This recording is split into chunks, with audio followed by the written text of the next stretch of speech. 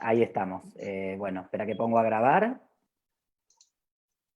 Y arranquen nomás. Bueno, buenas tardes a todos. En la Semana del Orgullo, a 10 años de la sanción de la Ley de Matrimonio Igualitario, les damos la bienvenida a este encuentro organizado por la Secretaría de Infancias y Adolescencias Trans y sus familias de la Federación Argentina LGBT. En esta ocasión les proponemos hablar sobre políticas públicas, experiencias desde el activismo para infancias y adolescencias trans y sus familias. Antes que nada, voy a presentar a parte de nuestro equipo. Están las secretarias Zulma Olmedo y Lisandro Cotoni.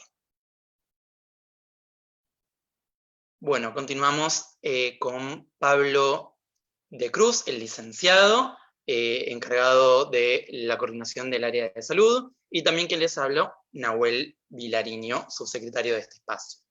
Hoy vamos a reflexionar acerca de las políticas públicas necesarias para la diversidad sexual en todo el territorio nacional, haciendo foco principalmente en las infancias y adolescencias trans y no binarias o de género fluido, y también de sus familias.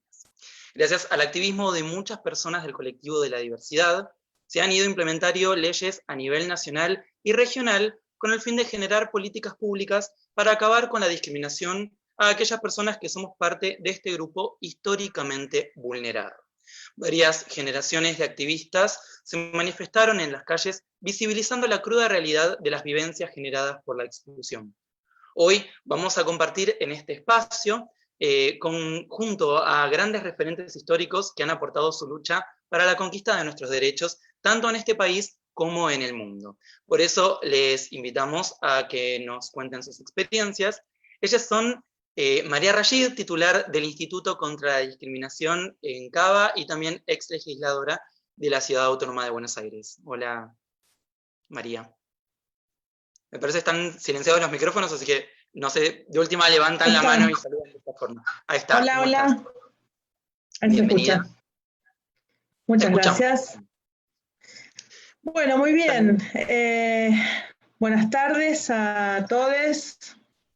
¿Se escucha, no? ¿Sí? Te escuchamos. Muy bien. Bueno, en realidad, a mí lo que se me ocurrió, sabiendo que somos varios panelistas y que muchos van a hablar de toda la política pública que se podría desarrollar y que por la que tenemos que trabajar para que se desarrolle en el país, me gustaría por ahí un poco contar, aprovechando además que estamos a días del aniversario de matrimonio igualitario, contarles un poco cómo estuvo María, trabajando la federación. Perdóname que te interrumpa. Sí. Ahora hacemos la presentación de los expositores, solo con un saludo de hola, y después sí te presento para la exposición. Perdón, entendí mal, pensé que ya tenía que hablar, perdón. No pasa nada. Con un hola o levantar la mano estamos ahora. Disculpame, gracias María. No, genial. Continuamos con la presidenta de la Federación Argentina LGBT, abogada y coordinadora de la Defensoría LGBT, Flavia Masencio. ¿Qué tal? Hola Flavia. En un ratito te nombro de vuelta para que puedas hablar, ¿sí? Continuamos con Marcela Romero, ella es presidenta de Red LAC Trans, titular de Casa Trans y también expresidenta de la Federación Argentina LGBT. Hola Marcela. Continuamos con Verónica Alaría, ella es presidenta de la Asociación Civil Gaia Nueva Crianza y también es docente.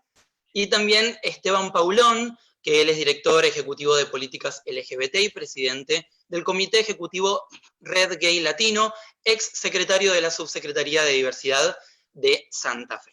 ¿Sí? Bueno, les cuento brevemente cómo va a ser el sistema. Vamos a cada expositor o expositora va a estar aproximadamente 15 minutos, ¿sí? Yo tengo acá el cronómetro, espero que no tenga que ser tipo policía de ir indicando, pero más o menos para organizarnos con los tiempos, ¿sí? Y al final de todas las exposiciones vamos a hacer un espacio para algunas preguntas y luego finalmente el cierre a cargo de la Secretaría, ¿sí? Cualquier cosita que estemos al límite del tiempo, yo voy a ir indicándolo para que se vaya cerrando la idea.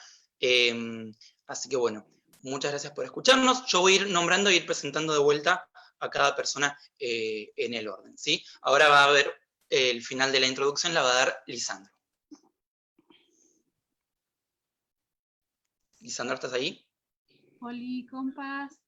Bueno, gracias a la lucha por décadas de estos activistas que hemos mencionado, así como las personas de la diversidad, fuimos siendo reconocidas y siendo escuchadas a edades cada vez más tempranas. Por mucho tiempo debíamos esperar hasta la adultez para poder expresarnos. Ahora las voces de las niñas y adolescentes comienzan a ser escuchadas. Vamos a convocar a que nos cuenten su experiencia desde el activismo hacia las políticas públicas para entre otros individuos de la diversidad, para las niñeces y adolescencias trans y también para sus familias. Así es. Ahora sí, damos inicio a las exposiciones. Recuerden que tienen aproximadamente 15 minutos.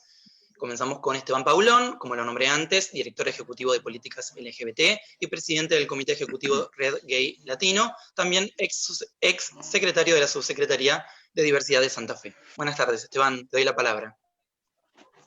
Bueno, gracias compañeras, compañeros, compañeres por esta invitación. Voy a tratar de ocupar menos de 15 minutos, así tenemos tiempo de escucharnos entre todos.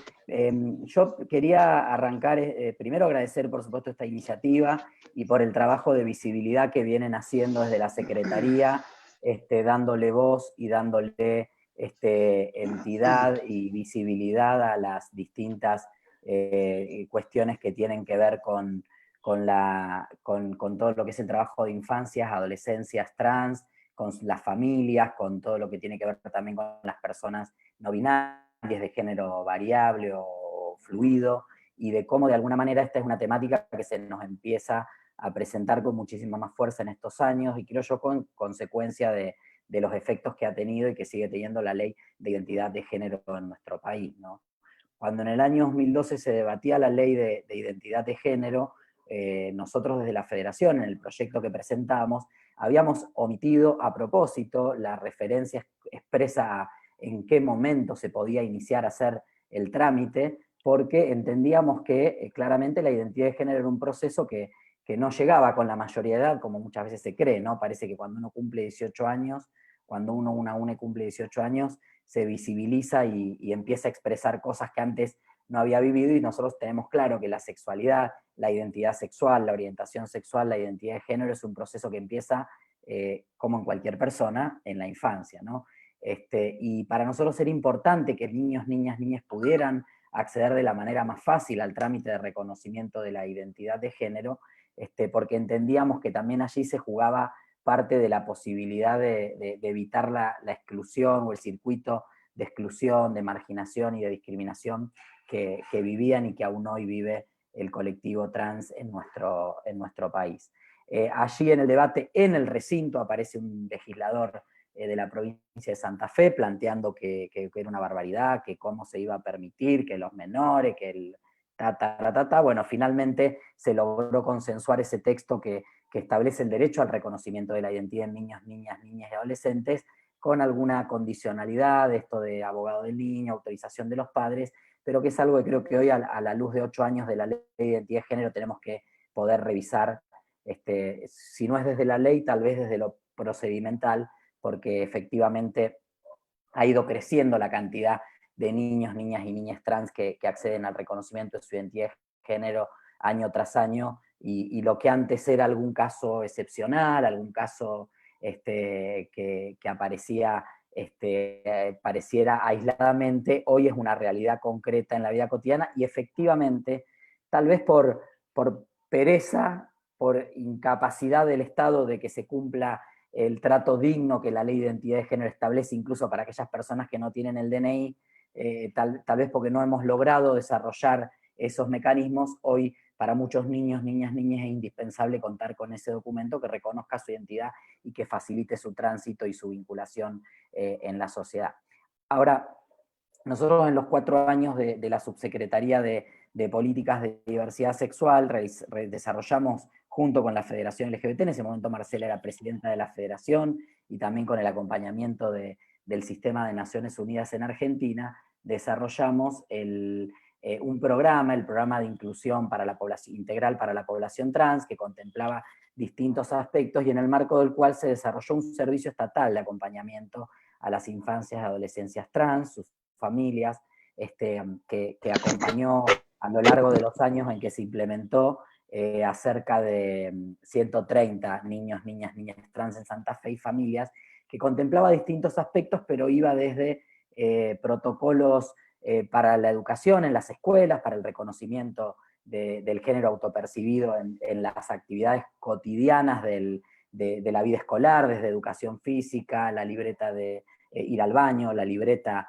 de calificaciones, bueno, los distintos momentos en los cuales ese niño, niña transitaba en la escuela, hasta servicios concretos de acompañamiento a las familias, de cuestiones digamos, en su vinculación deportiva, con las amistades, etcétera, etcétera. Y la verdad que lo hacíamos sobre la hipótesis, esta hipótesis, ¿no? De que aquello de sentir la identidad de género, de empezar a expresarla y de vivirla, arrancaba en la primera infancia, y que era muy importante que esto se pudiera sostener para que esos niños, niñas, pudieran evitar el circuito de exclusión y de discriminación que históricamente ha vivido el colectivo trans. Pero la verdad es que tuvimos también la posibilidad hacia el final de la gestión, tal vez debimos haber iniciado con la encuesta trans en la provincia, pero arrancamos implementando las políticas y pudimos, antes de terminar, realizar esa encuesta y conocer los resultados. Y la encuesta a la población trans, que era en población trans adulta, pero personas a las cuales les consultábamos sobre su experiencia vital en relación a la identidad de género, nos demostró, nos dio un dato realmente muy, muy importante y muy esclarecedor en este sentido, ¿no? El 65% de las personas trans encuestadas en Santa Fe, que fueron encuestas domiciliarias con el Instituto de Estadística y Censos, una encuesta con ciertos parámetros con rigor científico estadístico, el 65% de las personas trans identifica haber comenzado a sentir esto digamos, el vivir o expresar o sentir una identidad de género autopercibida diferente al género o al nombre que se le asignó al momento del nacimiento, antes de los 12 años, entre los 0 y los 12 años. O sea, casi las 2/3 partes de las personas trans de la provincia sintieron una identidad trans, aunque tal vez no le pudieran poner nombre, pero sintieron que esto era lo que estaban transitando antes de los 12 años. Solo el 13% pudo expresarlo en ese momento, ¿no? Es como que se aparece una vivencia, una experiencia vital en dos tiempos, a dos velocidades. Uno, lo personal, lo individual, lo autopercibido, y otro del mundo digamos, de lo social, ¿no? De cómo puedo en un entorno expresar esto. Y cuando íbamos a indagar sobre esas personas que no pudieron expresarlo en el momento en que lo estaban sintiendo por distintos condicionantes sociales, educativos, familiares, escolares, etc., nos encontramos con que casi la mitad había tenido al menos un intento de suicidio. Y más del 60% se había infligido autolesiones, se había lastimado, es decir, este padecimiento que aparecía a partir de la imposibilidad de expresar en tiempo real ese género autopercibido, finalmente terminaba impactando en situaciones y en conductas de autodañarse, ¿no? de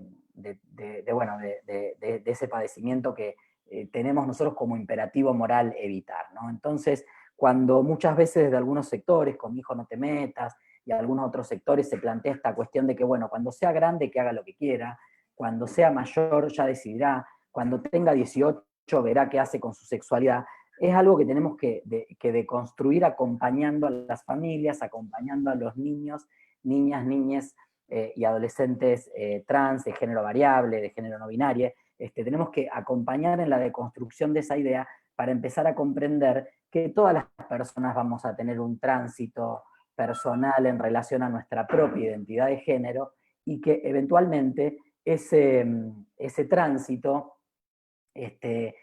podemos hacerlo acompañado y como una política pública de prevención de la discriminación y de la exclusión que sufre el colectivo trans.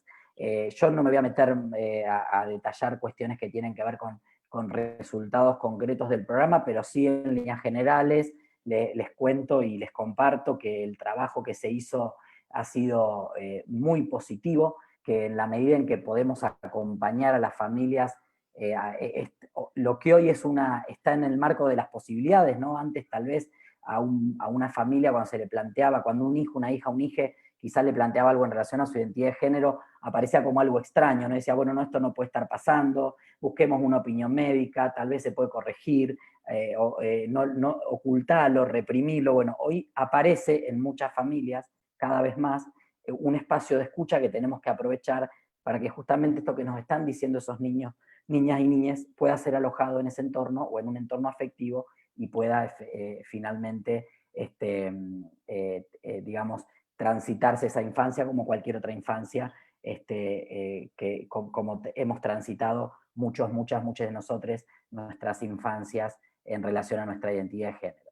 Todas las personas tenemos una identidad de género, la identidad cisgénero es una identidad de género, y el proceso de construcción, el proceso interno, el proceso personal de construcción es exactamente el mismo, pero la cuestión es cuando esto interactúa con la comunidad. Por eso es muy importante el trabajo de acompañamiento, el trabajo que se hace con los entornos, con los espacios educativos para sostener la escolaridad, para sostener los vínculos afectivos, amistades, vínculos familiares, y la verdad es que en distintos aspectos este proyecto que nosotros denominamos Género y Familia en la provincia de Santa Fe, y era parte de la política pública de la Subsecretaría de Diversidad Sexual, realmente ha sido de un impacto muy positivo. Simplemente terminar con una anécdota que a mí me llegó mucho, algo muy sencillo, pero que me llegó mucho. Hace 2 o 3 semanas, una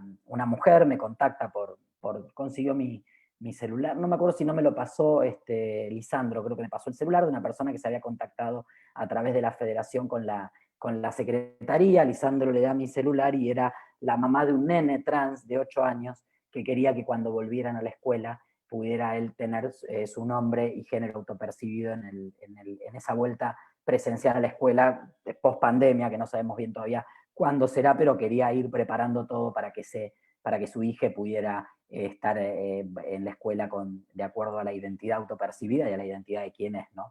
Y pensaba cómo muchas veces estas políticas públicas son tan importantes, pero sobre todo cómo quedan instaladas en la comunidad y cómo son tan necesarias para que efectivamente sigamos deconstruyendo esta sociedad que nos sigue educando para la vergüenza, que nos sigue educando para la discriminación, que nos sigue educando para el binarismo, y de alguna manera vamos dándoles de estos espacios y desde estas redes que se van construyendo batalla para lograr cambiar el paradigma social. Yo me quedo acá por ahora y bueno, seguimos después, obviamente, seguimos charlando. Muchísimas gracias.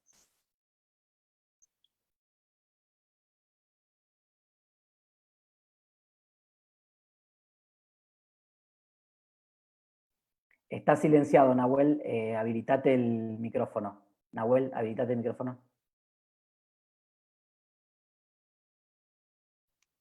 Ahora sí, ¿se me escucha? Ahí está, bueno, muchas gracias Esteban, muy interesante tu intervención. Bueno, ahora continuamos con Marcela Romero, ella es presidenta de Red Lag Trans, titular de Casa Trans y ex presidenta de la Federación Argentina LGBT. Buenas tardes, Marcela. Ahí estoy. Ahí estoy. ¿Está Marcela? Sí, estoy. ¿Se escucha? No me Sí, suelten la mano, por favor. Bienvenida, Marcela. No me suelten la mano. No, ahí, pero estaba viendo. Tomamos. Estamos acá juntos. Con algunos problemitas, pero ahora ya estoy. Bueno, buenas tardes a todos, a todas y a todos.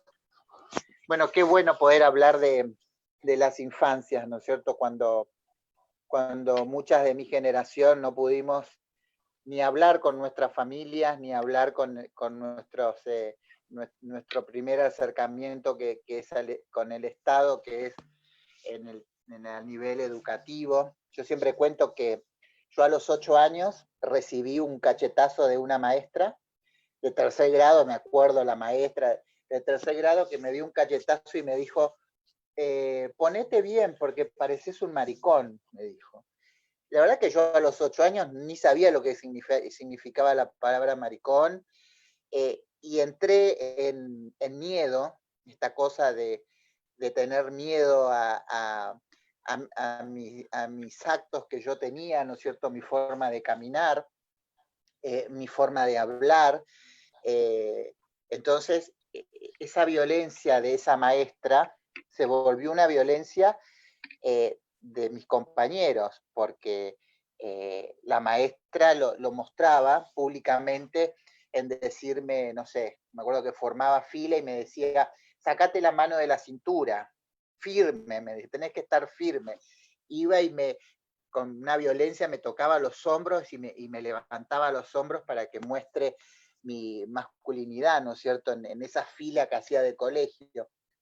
Y nunca lo pude hablar con mi familia, nunca pude hablar, expresarme, porque siempre tenía miedo de poder hablar, de poder explicar mis sentimientos que tenía a los 8 años, que me obligaban a que me dé un beso una nena, me obligaban, en el recuerdo tengo cumpleaños de cuando tenía 6, 7 y 8 años, donde me ponían siempre en la foto una nena para que me dé un beso, y yo lloraba porque no quería ese beso de esa nena, ¿no es cierto?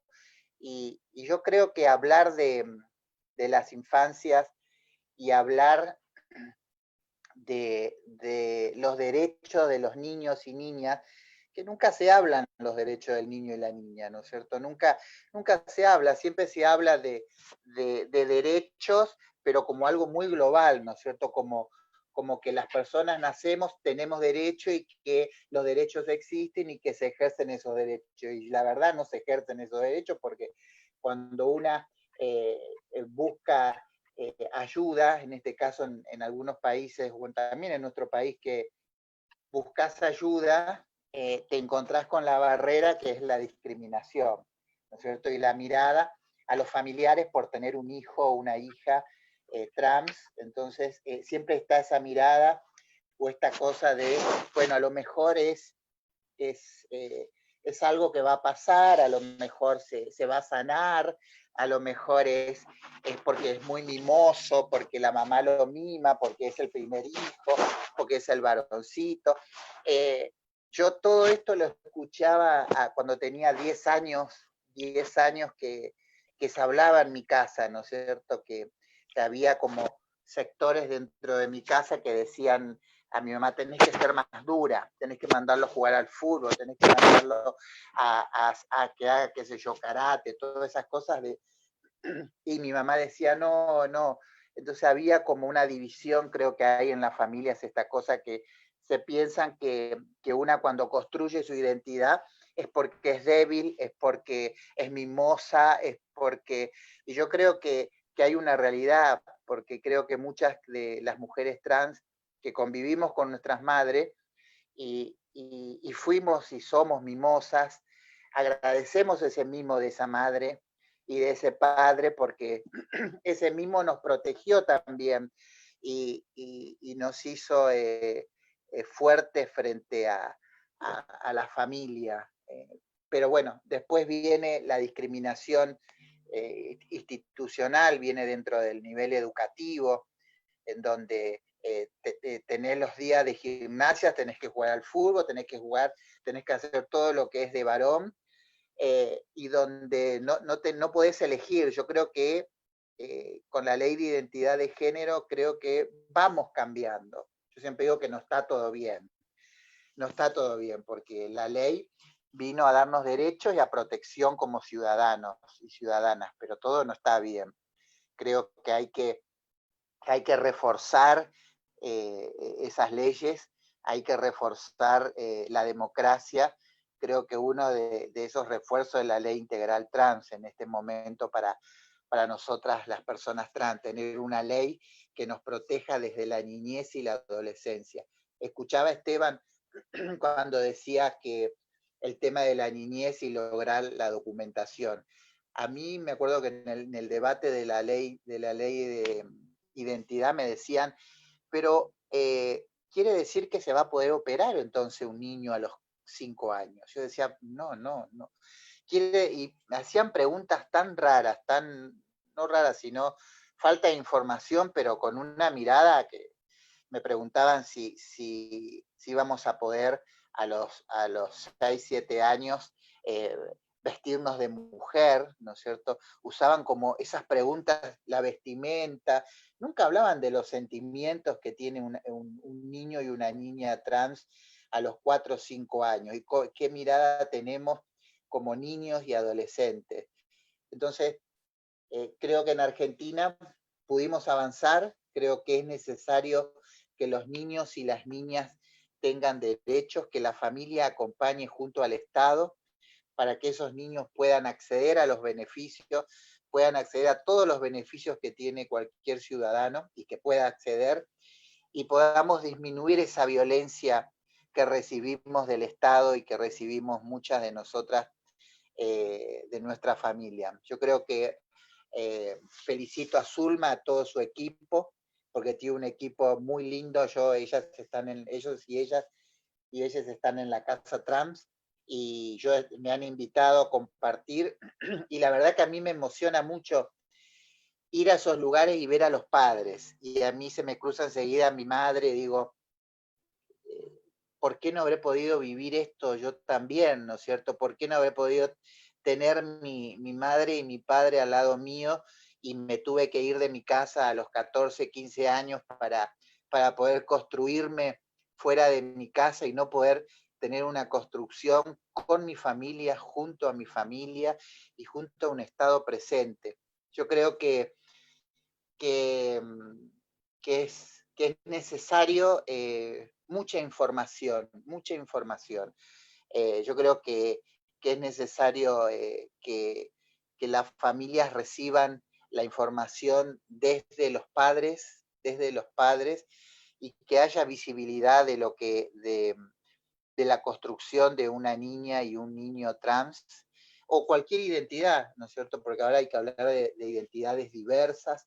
Entonces, yo creo que si no avanzamos desde la mirada de la familia, a mí esta cosa de la familia me pone también dijo Esteban, con mi hijo no te metas. Yo he tenido enfrentamiento con los grupos, con mi hijo no te metas, porque la verdad tienen una violencia muy fuerte que es una violencia hacia los niños. Ellos generan violencia hacia los niños y se demuestran como grupos que salvan a los niños y tienen una violencia tan fuerte, están a favor de los espacios psiquiátricos en donde hay que internar a nuestros hijos en esos lugares, apoyan esos lugares de internación de niños y menores para poder recuperar, y mezclan la religión con un montón de cosas que creo que no hay que permitir que se vulneren los derechos de los niños y niñas. Estoy segura que la ley integral trans nos va a fortalecer como grupo, como población trans, de poder seguir construyendo una democracia con más igualdad, y que a mí me encanta ver a los adolescentes escuchar cómo ellos se transmiten todas las cosas que van ellos viviendo en su vida, que nosotras no lo podíamos hacer, no teníamos un diálogo.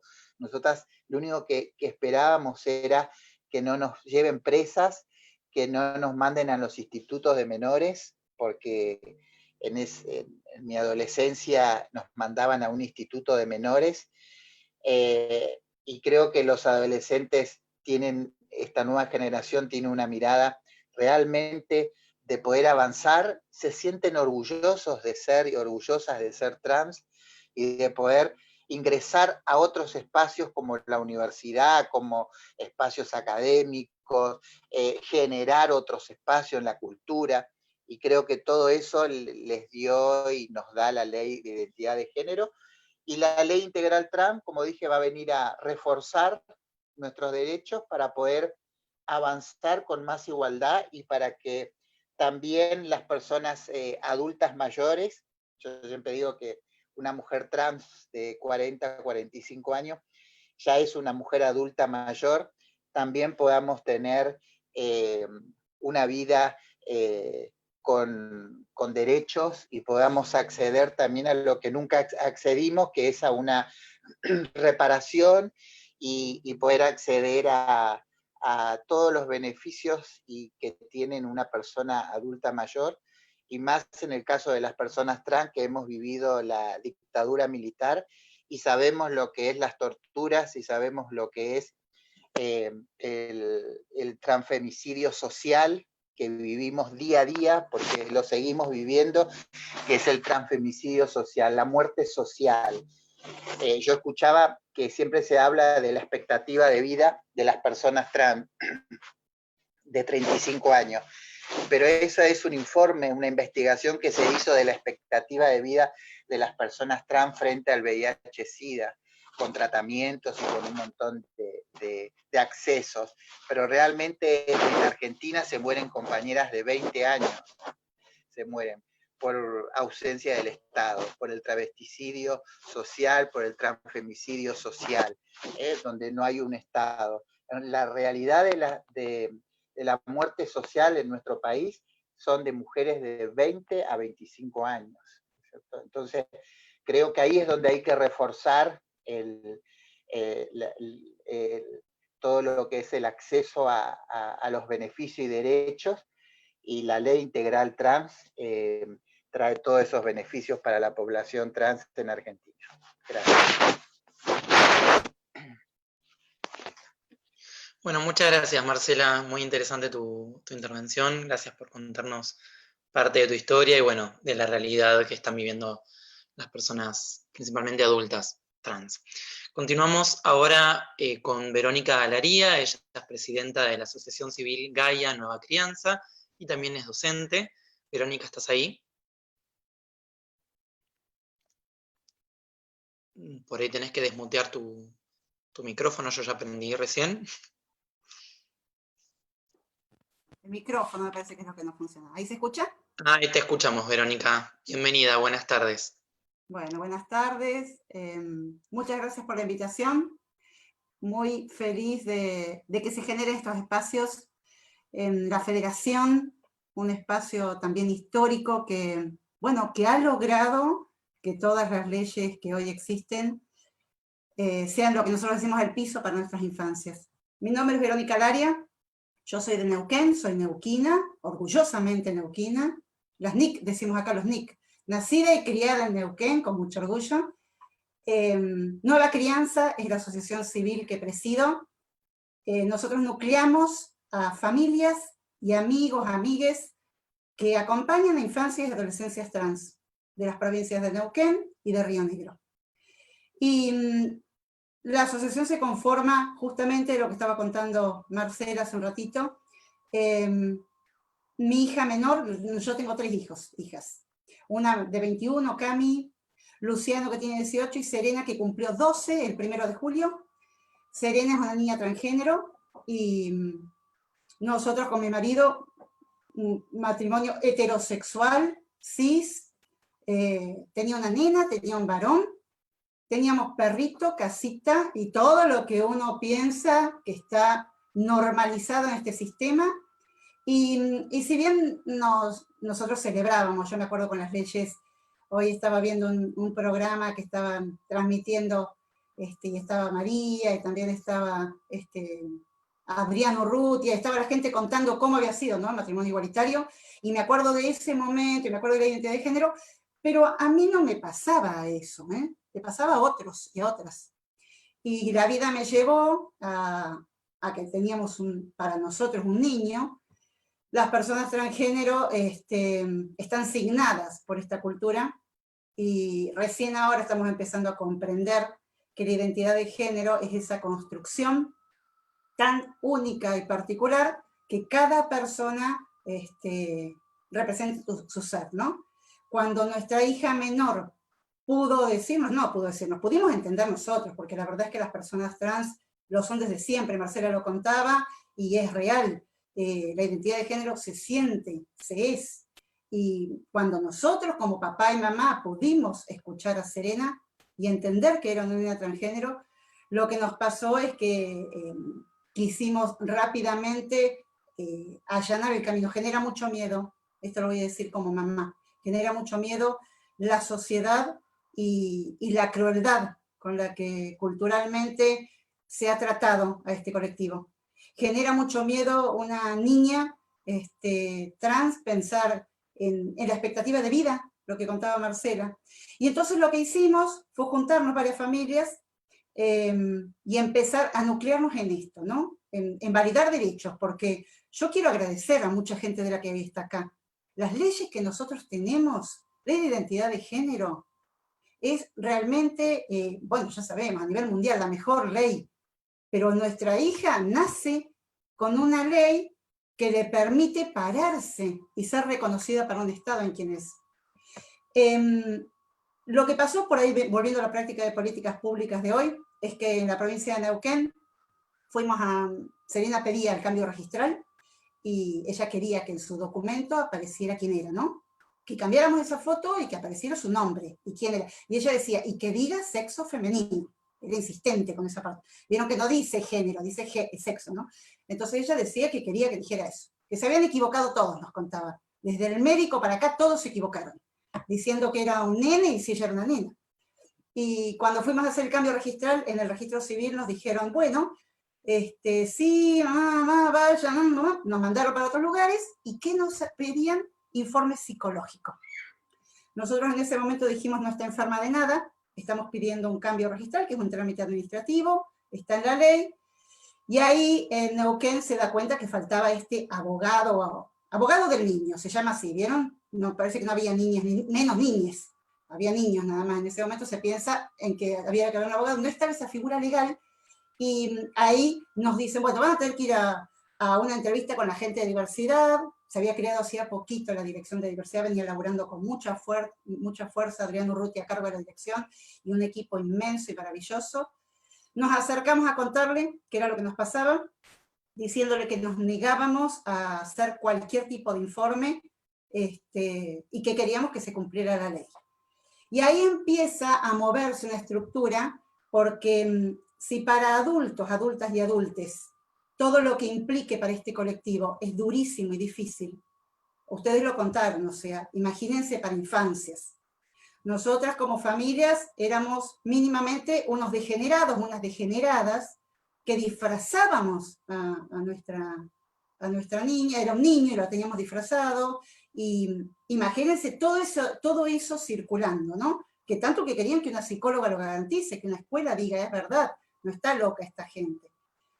Se empieza a gestionar ahí desde la Dirección de Diversidad, laburando en ese momento con la Subsecretaría de Niñez, que después pasa a ser Ministerio, con los registros civiles, Ministerio de Gobierno, y lo primero que se logra es poder realizar este trámite sin ninguno de estos pedidos que hacen, ¿no? Un trámite administrativo en la cual, como dice la ley, fuimos papá y mamá, niña, firmamos, y bueno, al mes y medio teníamos nuestro DNI. Todo esto se lo sintetizo, pero llevó 9 meses que Serena tuviera su DNI, fue un nuevo parto, un nuevo nacimiento, pero lo que logramos con eso, junto con otra familia que nos habíamos encontrado en ese momento, de un varón trans, que vive en Chipoleti, pero Juli es nacido acá en Neuquén, hicimos toda esta movida, logramos esos DNIs, y nos quedamos pensando que faltaba, ¿qué? Que debería haber muchas familias que les estaba pasando, que no encontraban dónde, que estaban transitando todos estos temores, que no se estaban validando derechos. Y ahí se conforma, nos empezamos a juntar, a reunir, mate de por medio, se empiezan a sumar familias, y lo que empieza a pasar es que de verdad había más familias y había infancias que no se escuchaban, que lo que hicimos fue dar, escucha a lo que nos estaban diciendo, respeto a su ser, y ahí avanzamos en un montón de cosas. En Neuquén lo primero que surge desde la Dirección de Diversidad fue un foro de infancias trans, que la verdad es que fue muy valiente cuando lo asumieron, porque yo siempre les digo, o sea, recién hablaban de los antiderechos y toda esta gente, no, mis hijos no te metas. La infancia es un espacio en donde rápidamente pueden lastimar y corroer, y dejar marcas terribles, ¿no? Entonces, la verdad es que hay que ser muy cuidadosos. Nosotros como familias asumimos hacerlo público, porque entendemos que lo privado es público y entendemos que de lo que no se habla no existe, pero la verdad es que hubo mucha valentía por parte de un gobierno que asume políticas públicas. La Dirección de Diversidad además genera, junto con Registro Civil, o sea, Ministerio de Gobierno, Ministerio de Ciudadanía, un protocolo para cambios registrales, y hoy en menos de un mes cualquier niño, niña de la provincia de Neuquén tiene el DNI en su casa, con un trámite administrativo hecho en el registro civil de su barrio, de su localidad.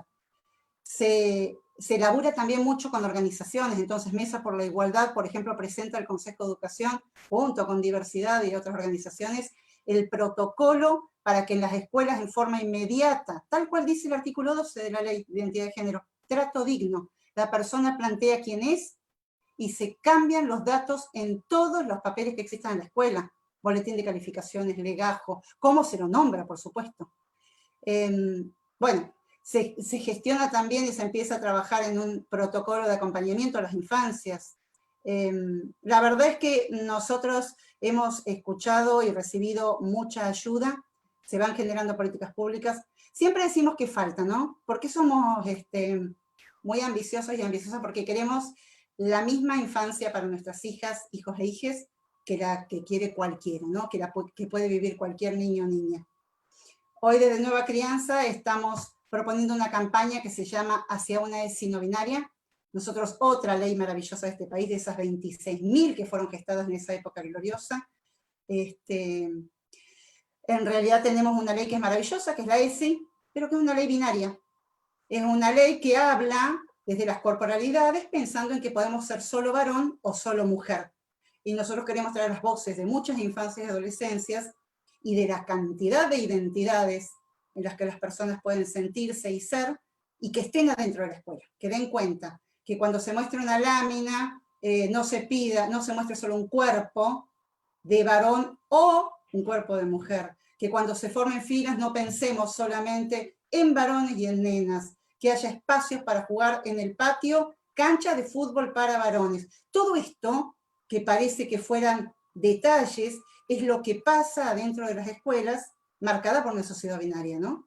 Nosotros pensamos que la educación es fundamental, siendo docente, mi marido también, apostamos fuertemente a eso, apostamos a que por supuesto se trabaje la ESI con una mirada binaria, no binaria, trascenderla. No es negar la persona que es varón y la que es mujer, pero a decir también hay otras corporalidades y otras identidades y tienen derecho a estar en nuestras escuelas, tienen derecho a ser. Cuando Serena se presentó ante mi marido, dijo, yo ese nombre que me pusieron cuando era chiquitita era hermoso, pero me eligieron un nombre de varón, yo les dije que estaban todos equivocados, y le dijimos, bueno, pensad otro nombre, eligen su propio nombre, vieron que las personas trans son así, son terribles, ¿no? Les habíamos puesto un nombre hermoso para nosotros, no, eligen su propio nombre, que es hermoso también, ¿no? Dan cuenta de su identidad, y ella se paró frente a nosotros y dijo, ya sé cuál es mi nombre, había estado dando vueltas, y le dijimos, ¿cuál es el nombre? Y ella señaló el centro de su pecho y dijo, muy dramática como es, ¿no? Yo soy Serena Catalina Aguayo Alaria. Ese yo soy es tan fuerte, nos da cuenta de la identidad. ¿Cómo podemos pensar que una persona de 2 años y medio diga claramente quién es, que lo siga sosteniendo y que sepa tan claramente quién es, cuando seguramente muchos y muchas de nosotros todavía no la tenemos ni muy clara? Y una persona tan claramente lo dice, es escuchada, es abrazada y es contenida. No es mucho lo que se hace, ¿no? Simplemente respetarla. Pero la verdad es que se salvan vidas. Y ese es el laburo por ahí que hacemos desde nuestra asociación, que damos cuenta de los faltantes y que queremos decirles, en esto, desde la provincia de Neuquén, hemos sido muy escuchados, siempre nos gustaría más, por supuesto, insistimos, pero no es el único tema en agenda y también lo entendemos, ¿no? En este momento se está haciendo un relevamiento que va a salir virtualmente en septiembre. Se van a relevar infancias y adolescencias trans de las 2 provincias, de Neuquén y Río Negro. Y esto está organizado y llevado a cabo por el Observatorio de Derechos Humanos de la Secretaría de Derechos Humanos del Ministerio de Ciudadanía. Es una política de Estado poder pensar en que las infancias existen, en que tenemos que ver en qué situación están, en que tenemos que acercarnos y que el Estado debe dar cuenta de su existencia y de su vida, ¿no? De la verdadera vida que todo el mundo tiene derecho a tener. Bueno, muchísimas gracias por la invitación. Me emociona un montón ver un montón de gente que ha luchado y que sigue luchando. Recién escuchaba la integral trans.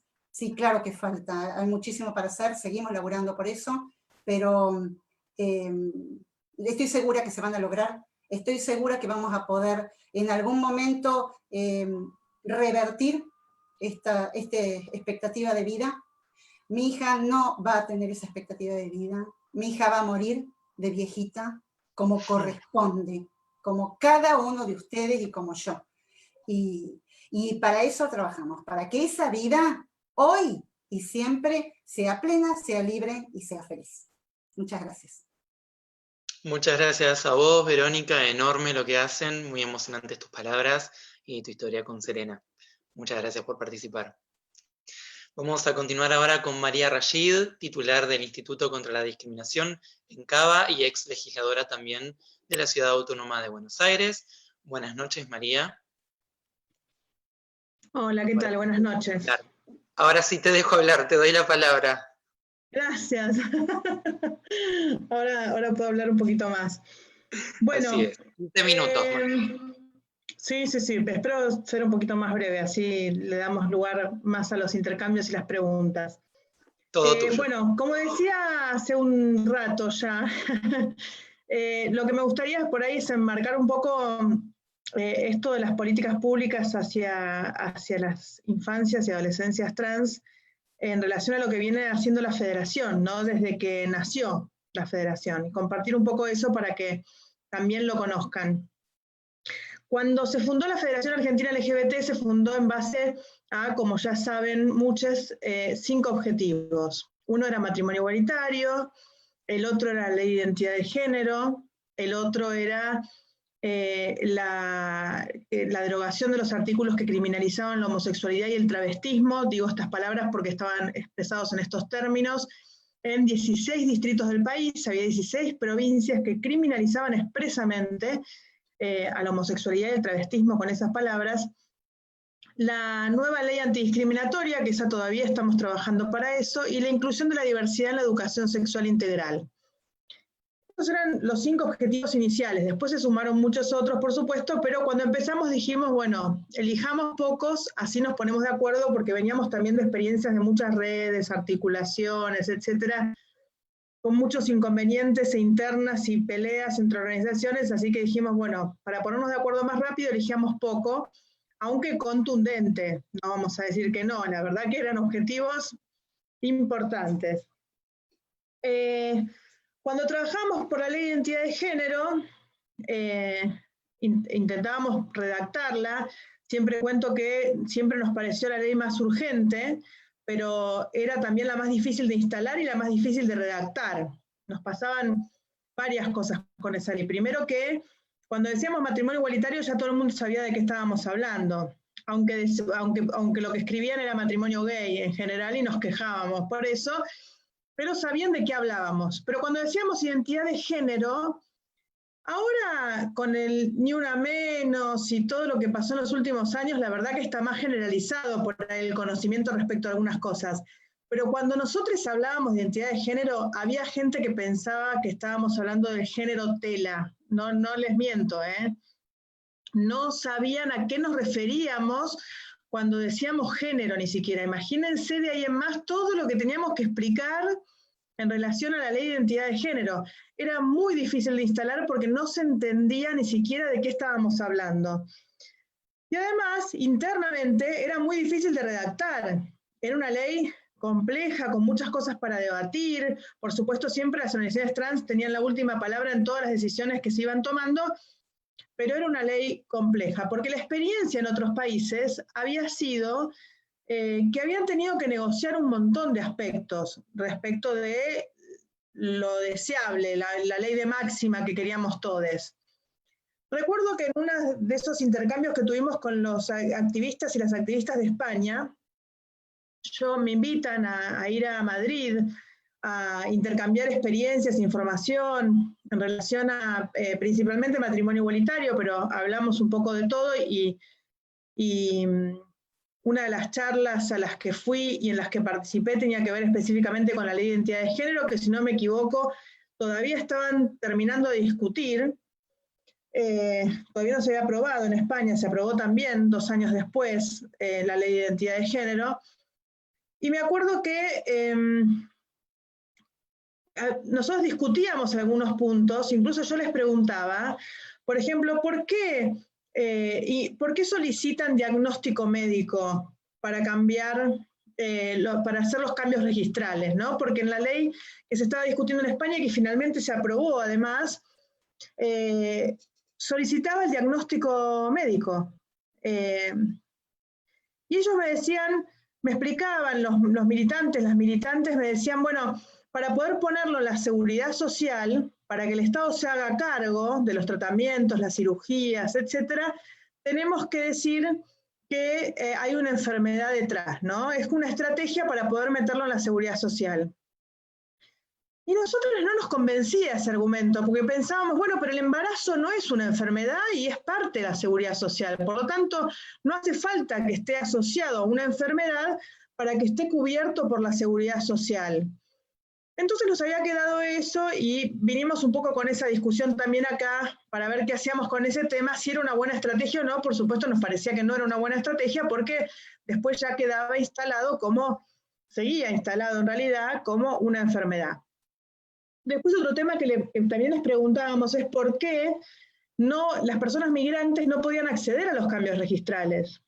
Y ahí también nos explicaban que lo que les decían en España es que si las partidas de nacimiento de los países de origen, no se podían modificar, entonces no se podía modificar el documento de Argentina. O sea, si no podían modificar la partida de nacimiento, no pueden modificar el documento argentino. Y también nos quedaba dando vueltas, pero bueno, ¿por qué en todo caso habrá un documento que no coincida con la partida? Pero bueno, nos quedaba ahí que teníamos que incluir a las personas migrantes. Y otro gran tema era que también era a partir de los 18 años todo, los cambios registrales, los tratamientos, cirugías, etcétera, todo a partir de los 18 años. Y también le preguntábamos por qué habían puesto eso. Y lo que nos decían era que era muy difícil debatir en la sociedad y lograr incluir a la niñez en cualquier ley o cualquier derecho que tenga que ver con la identidad o la orientación sexual. Era que la niñez era como una especie de tabú en eso y que no se podía relacionar porque la ley no iba a ser aprobada. También nos quedaba ese ruido de que cómo íbamos a excluir nosotros en Argentina al sector más vulnerado respecto de su identidad, ¿no? Porque cuando vamos creciendo vamos adquiriendo herramientas, a veces, en general, que nos da la sociedad, la escuela, la familia, para defendernos de muchas cosas, ¿no? En los temas de diversidad sexual a veces no es tan así, pero en la niñez es cuando menos herramientas tenemos para defendernos de la vulneración de todos nuestros derechos. Y entonces, ¿cómo vamos a excluir al sector que iba a ser más vulnerado? Porque la identidad de género sabemos que surge en la niñez, la expresión de esa identidad, y ahí es donde iba a empezar la violencia, la discriminación, la falta de reconocimiento de esa identidad, y ahí es donde íbamos a dejar desprotegidas a las personas. Entonces también nos hacía ruido ese tema. Cuando seguíamos debatiendo acá en Argentina el contenido del primer proyecto, discutimos estos 3 temas, y otros más, porque por supuesto había leyes como la de Alemania que te exigía la operación para poder hacer el cambio registral, había leyes que te exigían el cambio registral para poder hacer la operación. Bueno, por esos motivos, por la experiencia de otros países, es que el proyecto original de la federación primero fue el cambio registral y después hicimos el proyecto de salud, o sea, los hicimos por separado para que no nos fuera a pasar lo que pasó en muchos países, que ponían una cosa como condición de la otra. Si haces el cambio registral, tenés que operarte. Si te operás, tenés que hacer el cambio registral. Nosotros queríamos que, bueno, este es el derecho a la salud y este es el derecho al cambio registral. Una cosa va por un lado, otra cosa va por la otra. Finalmente se terminaron juntando porque avanzó mucho el tema del cambio registral y se logró poner un artículo 11 ahí medio colado en la ley. Eso fue una estrategia de último momento para meter el tema de la salud, cuando en realidad el proyecto ni siquiera pasó por la Comisión de Salud de Diputados. Pero bueno, eso es una anécdota más de la cuestión técnica política de la ley que da para por ahí otra reunión, porque es muy interesante. Pudimos ahí colar un tema de salud sin que pasara por la Comisión de Salud, gracias al acuerdo político que había sobre ese tema, ¿no?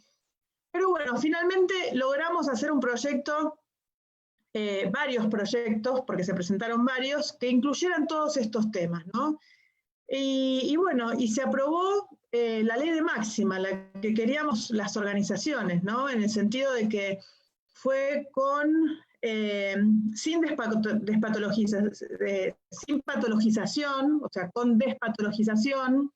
Se aprobó incluyendo a niños, niñas y adolescentes, y se aprobó incluyendo a las personas migrantes. Eso en realidad no fue la ley, sino fue la reglamentación de la ley, que incluyó también a las personas migrantes. Lo que dice la reglamentación y que firma en ese momento Cristina Fernández es que el país de origen no reconozca, me acuerdo este párrafo casi textual porque me emocionó tanto leerlo, no habíamos logrado ponerlo en la ley, y cuando fuimos a buscar la reglamentación me emocionó tanto leer que la presidenta había firmado en esa reglamentación que el país de origen no reconozca un derecho tan importante como el de la identidad de género no es suficiente excusa para que Argentina no lo reconozca. Y así es que en el párrafo siguiente dice que las personas migrantes pueden hacer el cambio de nombre y sexo en el DNI argentino a través de la Dirección de Migraciones. Así que bueno, logramos esa ley impresionante de máxima en su momento. Estaba dentro de los 5 objetivos de la Federación, como les decía. Se aprobó primero, como saben, matrimonio igualitario. Se aprobó la ley de identidad de género, y una de las primeras cosas que hicimos cuando se aprobó ya matrimonio igualitario, estaba encaminada la ley de identidad de género, en realidad se trabajó mucho a la par de matrimonio igualitario, ¿no? Porque el acuerdo era, bueno, si nos cuesta más instalar este tema, aprovechemos este otro tema para instalar también el tema de la identidad de género. Entonces, como que los debates con los legisladores iban siendo a la par. Cuando se aprobó matrimonio igualitario, se había avanzado mucho en el consenso social y político respecto de identidad de género también. Y una de las cosas que hicimos cuando se aprobó la ley, un poco nos miramos entre los compañeros de la Federación y dijimos, bueno, matrimonio igualitario ya se aprobó, la ley de identidad de género está bastante consensuado políticamente. Acá uno de los temas que se habían derogado ya también, estaban un montón de las provincias que criminalizaban la homosexualidad y el travestismo, quedaban una o dos, una de ellas Formosa, que fue el día posterior a que se aprobó la ley de identidad de género, y nos miramos y dijimos, bueno, acá lo más difícil de todos nuestros objetivos, la ley de antidiscriminatoria pensamos que iba a ser muy fácil, al final fue la que más tardó. Acá lo más difícil va a ser el tema de la educación. Acá, en este tema, primero porque en los ministerios de educación siempre está muy presente la Iglesia Católica. Van a ver que si van a muchos ministerios de educación en muchas provincias está lleno de cruces, vírgenes, la presencia, la Iglesia Católica milita algunos espacios de la política. Uno es el juzgado federal, el juzgado civil de familia, ¿no? Los juzgados civiles de familia. Y otros son los ministerios de educación. Ahí están siempre. Y dijimos, este lugar va a ser difícil. Poder incluir en la educación sexual integral, los temas de diversidad, va a ser el objetivo más difícil de los que nos proponemos. Y así fue que fuimos a hablar dijimos, bueno, a ver, ¿con quién tendríamos que hablar para hablar de este tema? Entonces buscamos en el organigrama y nos encontramos que la encargada de ese tema era Mara Brauer. Yo la conocía, Mara Brauer, la conocía de las actividades que hacía una casa de lesbianas feministas en los 90, que se llamaba Las Lunas y las Otras, la Casa de las Lunas. Y ahí había conocido a Mara Brauer, y Mara Brauer era la subsecretaria de Calidad Educativa, la encargada de la educación sexual integral. Entonces, pensé, bueno, no la vamos a tener que convencer a esta compañera, fuimos con Esteban, recuerdo, a verla, porque ya de los temas ya está convencida. Lo que puede ser que nos pase es que nos trate de convencer ella a nosotros de que el momento es muy difícil, de que hay que esperar, estas cosas que a veces se escuchan en la política. Y en contra de todo lo que pensamos, nos recibe Mara Brauer y nos muestra los materiales que estaban trabajando sobre educación sexual integral, y nos dice, tenemos un capítulo que es específicamente sobre diversidad sexual, y me gustaría que lo vieran para ver si está bien o hay que agregar algo. Entonces nos fuimos con Esteban con el capítulo de diversidad sexual, a ver qué se podía mejorar, corregir, arreglar. Lo mejoramos, lo corregimos, los arreglamos. Había un párrafo que hablaba de las personas trans, había otro párrafo que hablaba de gays, lesbianas y bisexuales, estaba bastante completito el capítulo y le hicimos una devolución, se publicó esa devolución y nos quedamos contentes, la verdad. Tengo que confesar que dijimos, bueno, mira qué bien, incluyeron un capítulo de diversidad sexual en la educación sexual integral. Fue pasando el tiempo, se aprobó la ley de identidad de género.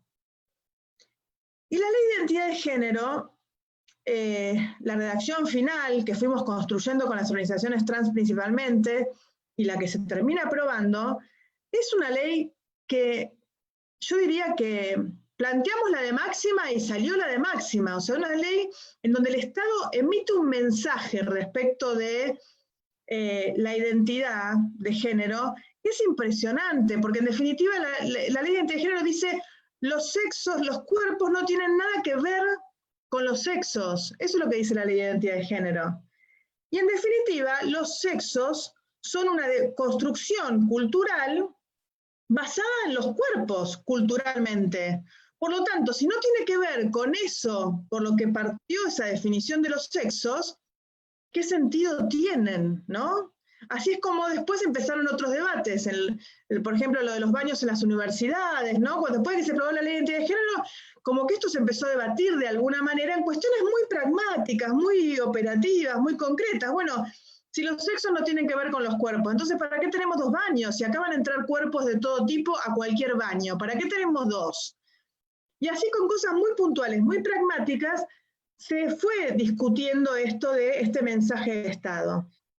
Cuando empieza a discutirse eso a partir de la ley de identidad de género, que es la que emite este mensaje, y de parte del Estado, porque hasta ese momento, esto lo decía Judith Butler en alguna universidad, lo decían, entonces nosotros lo citábamos, cuando íbamos a alguna universidad a hablar con algún grupo de estudiantes, por ahí lo planteábamos, nos animamos a plantearlo, pero no lo planteábamos en cualquier lugar, porque decirle a la gente que los sexos no existen y que son una construcción cultural y que no tienen nada ideológico, era algo que vos planteabas en algún otro lugar que no fuera algún lugar de debate filosófico, digamos, y te miraban con una cara diciendo, pero bueno, paren un poco, ¿qué están diciendo, no? Pero ya no era algún filósofo, filósofa de alguna universidad, era el Estado argentino el que decía que los sexos no tienen nada que ver con lo biológico, que los géneros no tienen nada que ver con lo biológico, que son todas construcciones culturales y que por lo tanto tienen que ver con nuestra identidad y que por lo tanto las podemos definir nosotras mismas y nosotros mismos y nosotros mismos. Entonces, a partir de este mensaje del Estado, ahí empezamos a decir, bueno, pero ojo, revisemos de nuevo estos materiales, porque el capitulito de diversidad sexual que menciona a las personas trans y que menciona a gays, lesbianas, bisexuales, al final nos quedó corto, porque está todo mal en este cuadernillo. Está todo mal. Ese cuadernillo que en algún momento celebramos, no voy a decir que no, se había aprobado la ley de matrimonio igualitario, no teníamos ley de identidad de género. Desde las organizaciones mismas muchas veces se decía el sexo biológico, el género es cultural, pero resulta que el Estado estaba diciendo, no, señores, señoras, el sexo no tiene nada que ver con los cuerpos, uno puede tener cualquier cuerpo y cualquier sexo. Y era el Estado el que lo decía, después lo dijo el Estado de Bolivia, después lo dijo el Estado de Dinamarca, ya no era ni siquiera solo el Estado argentino el que decía esto. Entonces ya no podemos evitar esa discusión, que es fundamental, y que no tiene que ver solamente con la diversidad sexual y con las personas, o con las personas trans en particular. Tiene que ver con cómo está estructurada la sociedad. Y esta sociedad está estructurada en base a conceptos que tienen que ver con el sexo y con el género, desde los cuales se construye toda la violencia que hay hacia las mujeres y hacia la diversidad en general. Entonces, cuestionar estos conceptos tiene que ver con toda la sociedad, no tiene que ver solamente con las personas trans, no tiene que ver solamente con la diversidad sexual en general, tiene que ver con todos y con todas, porque es en base a estos conceptos de género y de sexo sobre los cuales se estructura y se construye toda la violencia que hay hacia muchos sectores de nuestra sociedad. Hacia las personas trans, por supuesto, hacia las niñas trans, por supuesto, pero también hacia la diversidad en general, también hacia los varones gays, también hacia las mujeres lesbianas, también hacia las mujeres en general. Los femicidios, ¿sí?, ocurren, la raíz de esos femicidios tienen que ver con los conceptos de sexo y género. Y son conceptos construidos culturalmente, que tenemos que deconstruir. Y entonces, el capitulito de la ley del capitulito de la educación sexual integral quedó muy chiquito, no alcanza, no es suficiente. Todo lo que hay en ese cuadernillo, si bien yo celebro y respeto, en ese momento no lo decía nadie, ni lo pensábamos desde las organizaciones, pero hay que decir que ahora está todo mal ese contenido. Fue muy importante la ley de educación sexual integral, donde perdimos una batalla que fue la del contenido. Se aprobó la ley, pero sin contenido. O sea, muy importante haber aprobado la ley, lo celebramos, pero perdimos una batalla ahí donde ganó la Iglesia. La Iglesia logró que se sacaran los contenidos de la ley. ¿Para qué? Para ponerle cualquier contenido en las escuelas católicas. María. Ahora, sí, ya termino, perdón, pensé que iba a ser mucho más breve. Dale. Fue muy importante haber logrado la ESI, fue muy importante haber logrado el capitulito de diversidad sexual que nos menciona a todes, pero ahora tenemos que revisar todo, tenemos que desbinarizar no solo la educación sexual integral, tenemos que desbinarizar la educación en general, porque esos conceptos limitan nuestras vidas hasta, por ejemplo, en qué actividad física podemos elegir. Tenemos que desbinarizar los contenidos, tenemos que trabajar en la formación para lograr esto, porque hay que deconstruir y desaprender todo lo que aprendimos en nuestras vidas. Imagínense todo lo que tienen que desaprender los docentes para poder desbinarizar la educación, ¿no? Y tenemos que trabajar mucho finalmente en el 102, que es el dispositivo del Estado que responde a las violencias hacia la niñez y que todavía no está capacitado en este tema y lo tenemos que capacitar. Y hemos hablado ya con el funcionario que se ocupa de la 102 para trabajar en una capacitación hacia todos los dispositivos de 102, en las que seguramente vamos a estar trabajando con muchas de las personas que estamos acá en ese sentido.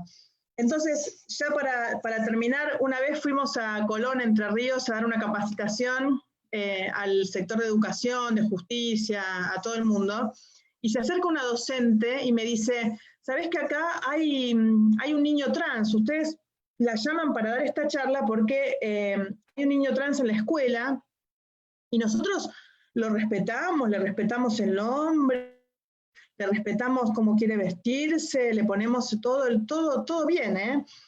Pero yo tengo una preocupación, me dice la docente. Digo, ¿cuál es la preocupación? Me dice, ¿y si se arrepiente? Y yo le digo, ¿y si se arrepiente, qué? ¿Qué pasa, no? Primero que nunca en mi vida vi a un niño trans, una niña trans o una persona trans arrepentirse. Yo esta fantasía que tienen muchas personas en la sociedad, de que la gente va y viene, se puede arrepentir, la verdad no lo vi. Pero supongamos que pasa. ¿Cuál es el problema? ¿Por qué generamos tanto conflicto alrededor de algo que tiene que ver con la libertad de ser quien cada uno es? Si no lo reconocemos, va a sufrir.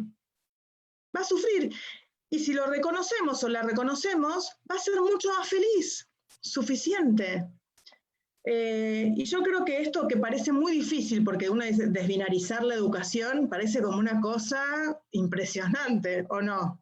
Parece, bueno, el matrimonio igualitario, ya que estamos unos días de los 10 años, una de las cosas que nos enseñó es que las cosas que parecen imposibles, como dice el famoso dicho, solo quizás tardan un poco más. Muchas gracias. Bueno, muchas gracias, María. Muy lindo el debate que se va generando y bueno, cómo tenemos que empezar a pensar las cosas desde otro lugar y cómo los territorios conquistados nos van quedando chicos a medida que vamos creciendo. Así que bueno, continuaremos trabajando y luchando. Muchas gracias, María. Continuamos ahora con Flavia Masencio. Ella es presidenta de la Federación Argentina LGBT, abogada y también coordinadora de la Defensoría LGBT. Buenas noches, Flavia, ¿cómo estás? Flavia. Flavia, a ver si estás ahí. Sí, acá estoy. Ay, te escuchamos. Sí. Hola, Flavia. Había un ruido en casa y justo ahora. Por eso quería prepararme bien. Nada, la verdad que es muy, en principio agradecer a la Secretaría de Infancias y Adolescencias, a vos, Nahuel, a Zulma, a Lisandro, a Pablo. La verdad que hacen un trabajo maravilloso desde hace muchos años también. Me acuerdo desde los primeros inicios de cómo surge esta secretaría y este espacio, con una necesidad tan fuerte, tan importante, como contó María. Estoy muy sensibilizada por las palabras de todos, en realidad, porque es muy fuerte lo que cuenta Marcela en relación a estas diferencias de unas familias acompañadas, de unas infancias acompañadas, y ella que cuenta un cachetazo, ¿me entendés?, de una escuela. Y qué bronca te da, ¿no?, que cómo nos indigna esto y cómo nos mueve. Siempre decimos que a las personas que trabajamos en el activismo, que a veces hacemos tanto esfuerzo y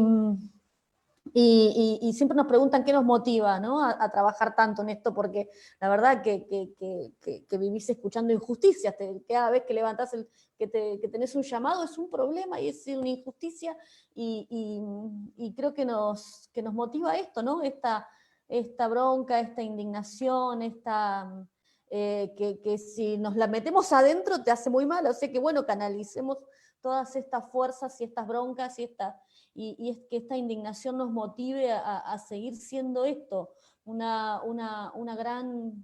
gran grupo y una gran familia de activistas y de personas que queremos que todas tengamos una infancia mejor, una sociedad mejor, que mi hija, que nuestras hijas, que nuestros hijes, y que no le pase lo que le pasó a Marcela, ¿no? En Marcela representando un montón de compañeras sin duda y compañeros, y toda esta invisibilidad que sufre nuestro colectivo. En principio motivadas por eso, quería reflejar, quería hablar en relación a lo que nos pasa y a lo que nos atraviesa hoy como activistas. Nos ha pasado mucho estos últimos años, que este año en particular, que venimos con 10 años de matrimonio igualitario y es imposible escindir una ley de la otra. Como hoy contaba María, la ORGA, la federación, se constituye con objetivos muy puntuales, y qué ojo activista, ¿no? Porque había que hacer un diagnóstico en aquel entonces. Hoy con el diario del lunes, nada, yo me la paso leyendo un montón de información y hoy hay más redes, y hoy está Instagram y Twitter, y hoy con el diario del lunes, viste, somos grandes estrategas. Pero yo te quería ver en el 2005, cuando no había países en el mundo que tuvieran matrimonio igualitario, creo que había 1 o 2.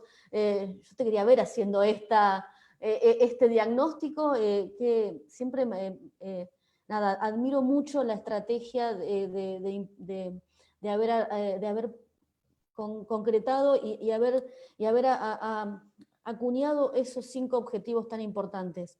Y también este coraje político que tiene la federación de decir, buenísimo, sí, salimos re contentos a celebrar, Como también hablábamos en algún entonces que en el 2002 salíamos re felices a celebrar la unión civil, que la verdad que es una carilla que no era capaz de asumir que teníamos una categoría de iguales. Decía similares la ley de unión civil en su momento, y la celebrábamos como si fuera, viste, el mayor logro universal, era el primer logro en Latinoamérica en relación a las uniones civiles. Y cómo nos fuimos transformando. Y también el coraje de haber logrado, tenemos una ley de educación sexual integral, como decimos, se colaboró y se trabajó y se esforzó y se tuvo un cuadernillo que tuviera un capítulo de identidad, de diversidad sexual, y hoy también entenderla, que necesitamos desbinarizarla, que necesitamos en todo sentido ir por eso. Por eso valoro tanto los compromisos y las estrategias y el reconocimiento que podemos llegar a tener todos nosotros como grupos de activistas en los consensos fundamentales para seguir entendiendo, y que no está mal haber dicho iba por esto y ahora vamos por esto, porque es impresionante que a veces no todos los activistas y no todas las organizaciones tienen esta grandeza. Y eso lo recalco. Tengo la suerte hoy de ser presidenta de la FEDE, y no me canso de decir el orgullo que tengo y el orgullo que siento de ser parte de esta gran familia, hablando con distintos activistas de todas las provincias, porque hace muy poco tuvimos un Zoom y estaba Vero, y había madres de Jujuy, otras madres de Salta, y este compromiso, la verdad que tiene la federación de seguir hablando en todo el territorio, lo importante que es tener estos diagnósticos, lo importante que es tener esta visión política para trabajar porque es la única manera que se puede llegar a trascender con una ley de máxima. Volviendo al tema que nos convoca, que Zulma nos decía, hablemos de políticas públicas, porque tiene razón, hay una gran necesidad de establecer efectivas políticas públicas. Las leyes que logramos conquistar, que logramos concretar con mucha estrategia, como recién contó María, son leyes que son políticas públicas, la verdad que establecen unos pisos y unos parámetros desde los cuales podemos seguir teniendo y poder seguir teniendo herramientas para trabajar. Y en este diseño que se necesita para proyectar políticas públicas, parece un cliché de la federación, pero es una realidad, que tenemos que seguir trabajando en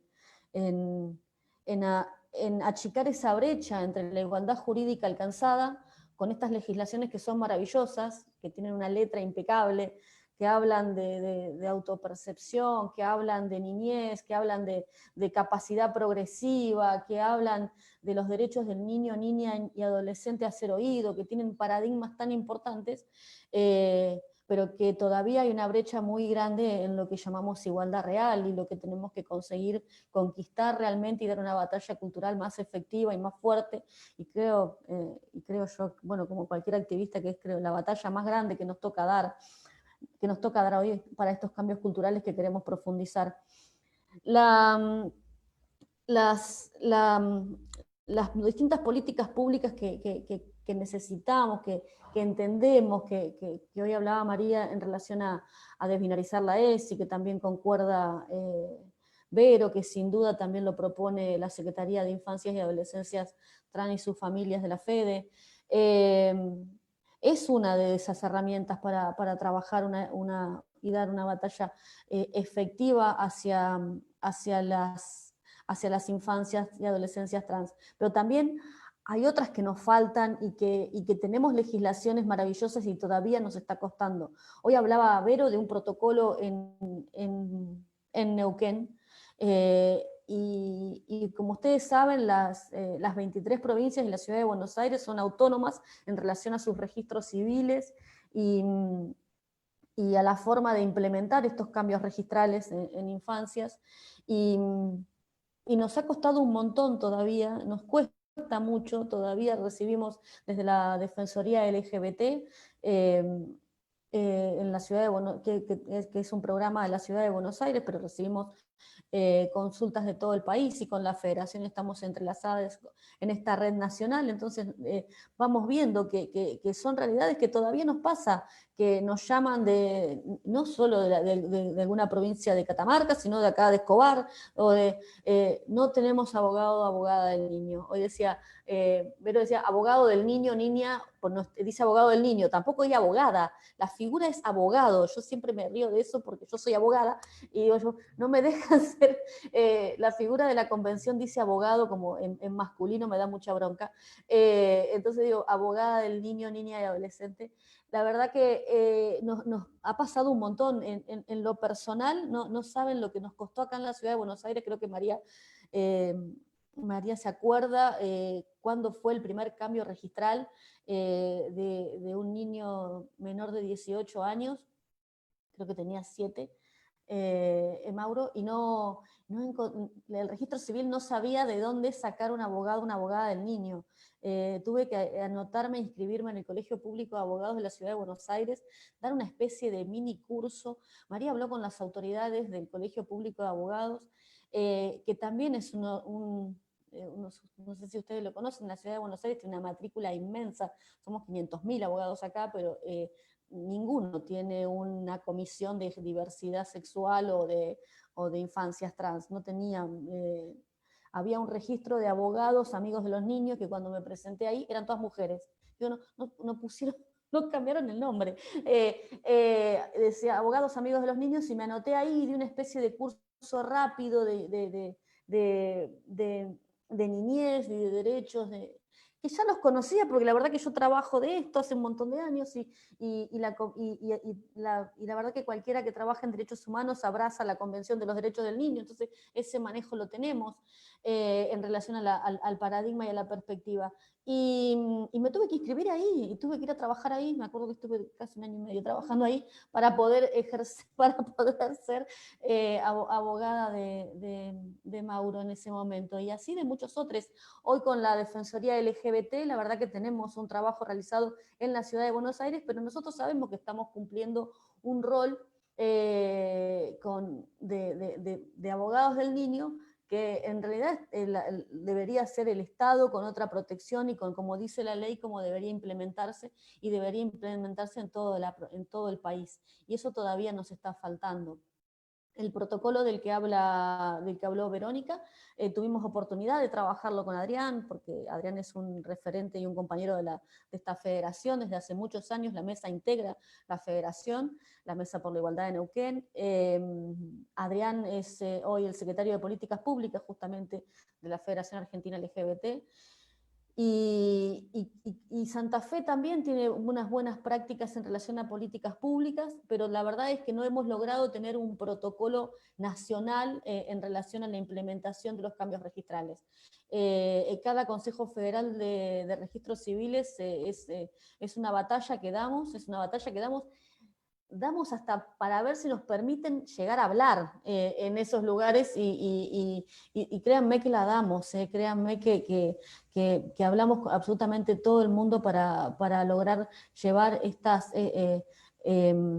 nuestras ideas en relación a los proyectos que tenemos para que las legislaciones para que nuestras infancias tengan acceso a estas legislaciones sin ningún tipo de violencia institucional. Porque lo que pasa cada vez que una familia, o que un niño, o que un adolescente pregunta algo en un registro civil y le dicen esto no es así, tenés que ir a un juzgado, o tenés que venir con tus padres, o tenés que ir a buscar esto, o tenés que irte a un colegio de abogados, la verdad es que eso es violencia institucional, y es prohibirle el acceso, o es no allanarle el acceso a ese derecho. Cada familia que se acerca a un registro civil a acompañar a su hijo, a su hija, a su hije, a hacer un cambio registral, ya transitó un tremendo camino.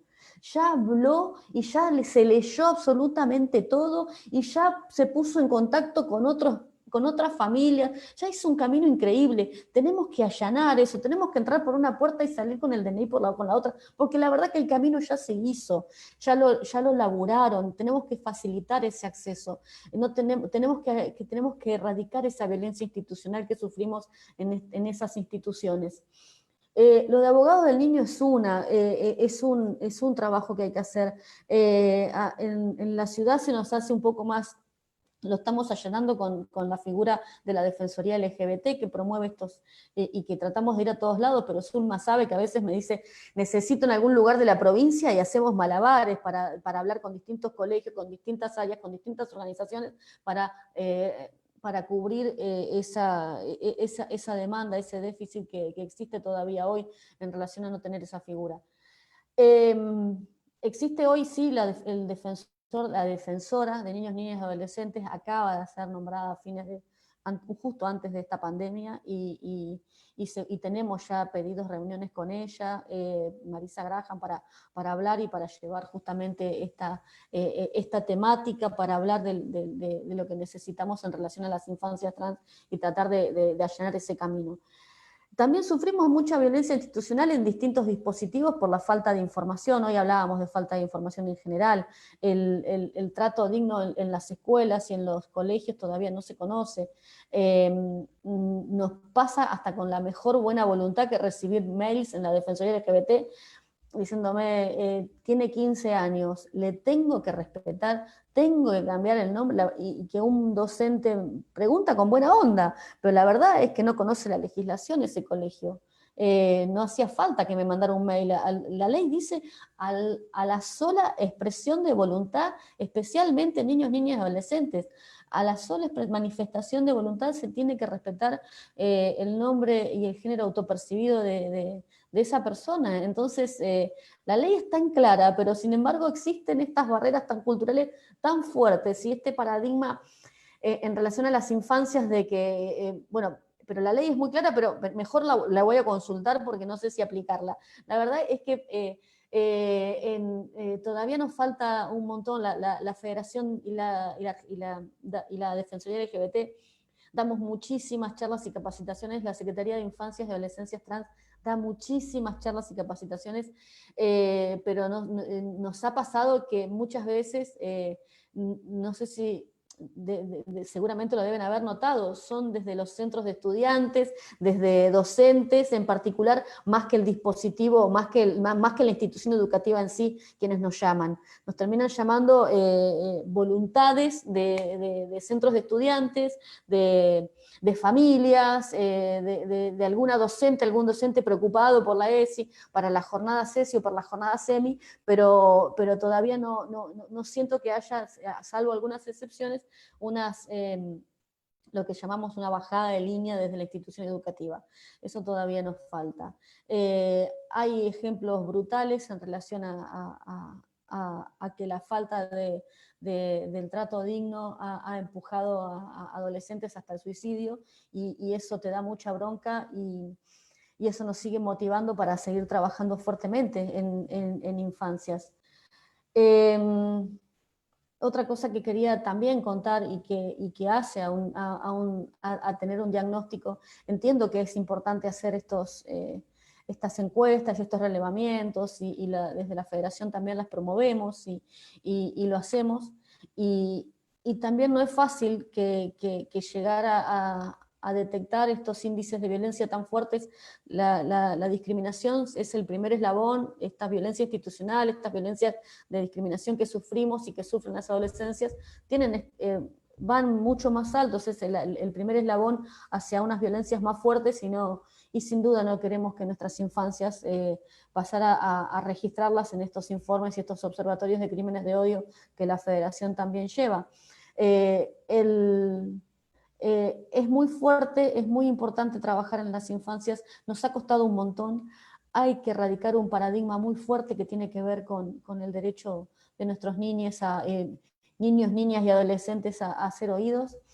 Tenemos que deconstruirnos nosotros mismos. También el otro día hablábamos en un Zoom esto de que tenemos que dar la palabra. ¿Quién somos para dar la palabra, no? Estas cosas que empezamos a entendernos y que son parte de nuestro lenguaje cotidiano, y sin embargo todavía parece que nos cuestan. Y que tenemos que deconstruirlas, ¿viste? Que muchas veces decimos, dejemos que hablen, no, ni siquiera tenemos que dejarlo, tenemos nosotros la obligación de escucharles, y tenemos que empezar a deconstruir esas situaciones. Las políticas públicas que necesitamos, creo que podemos resumirlas en ese sentido, que seguramente necesitamos más. Hoy estamos trabajando fuertemente desde la Federación en cambios legislativos muy importantes que tienen que ver con una reforma integral a la ley antidiscriminatoria, con un abordaje que ojalá, ha costado tanto esa ley, que viene desde el 2005 presentándose, y yo digo que lo bueno es que cada vez que se representa se pone algo más lindo y algo más, o sea que está buenísima, el último dictamen que se aprobó estaba buenísimo, y ahora va a estar increíble si podemos seguir teniendo, si podemos representarla y tenerla, va a ser seguramente una de las mejores leyes del mundo en materia antidiscriminatoria. Y sin duda necesitamos una ley integral trans, porque no es solamente el cupo lo que necesitamos para trabajar. Que hoy estemos acá hablando de infancias y adolescencias tiene justamente que ver con que necesitamos una ley integral trans, un abordaje integral, un abordaje efectivo para trabajar desde todos los aspectos la vida de la población trans en Argentina. Y como otro eje fundamental de políticas efectivas para trabajar tiene que ver con la educación y con estos alcances no binarios que no voy a profundizar porque ya lo explicó impecablemente María.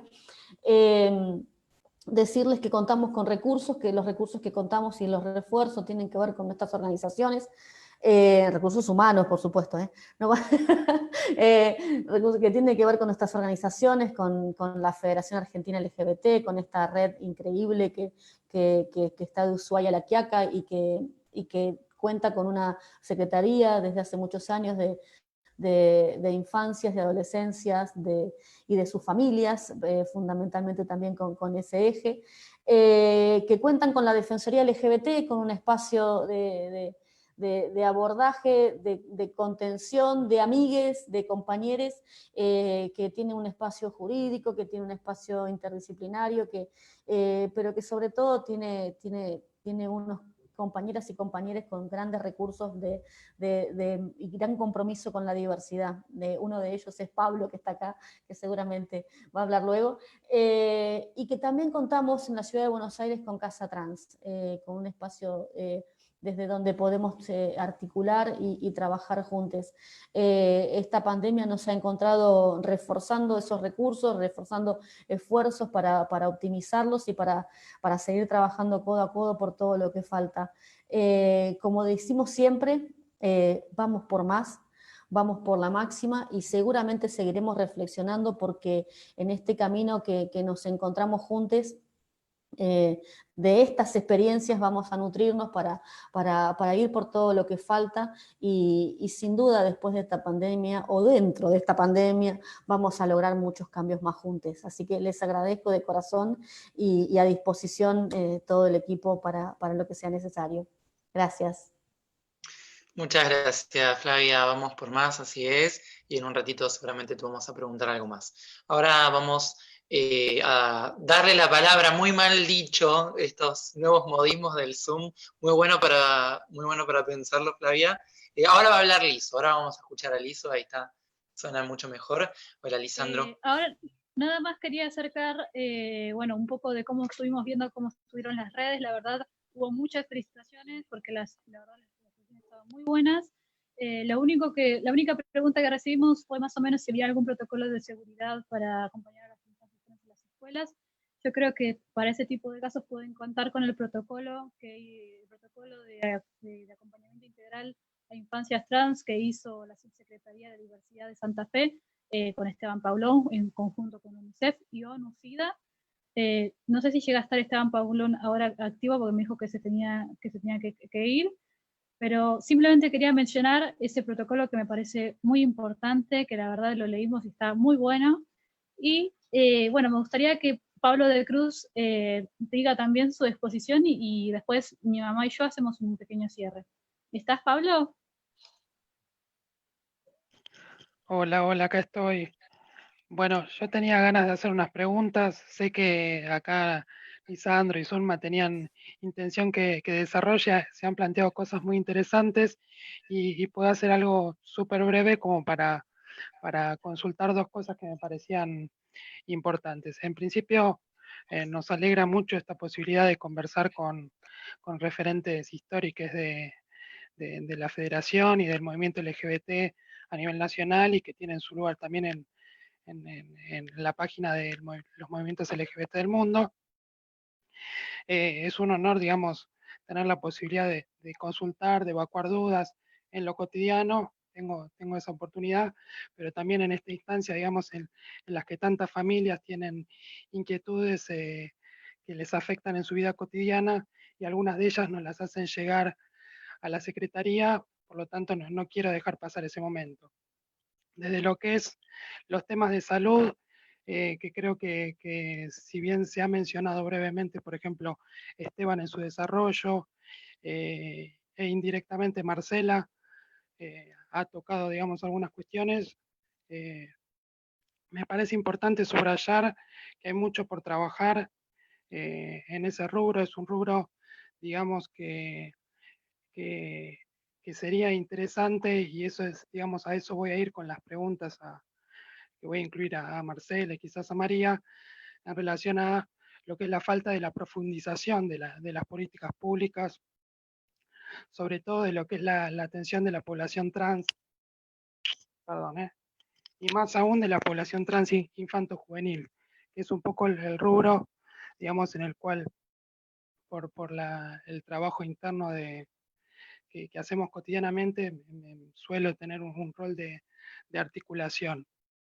En ese sentido, yo he tenido la oportunidad de charlar en otro momento con Marcela en relación al programa Transvivir, que es algo que voy a dejar ahí picando como para preguntarle, y hablamos sobre la importancia de la articulación de la sociedad civil con los dispositivos de salud.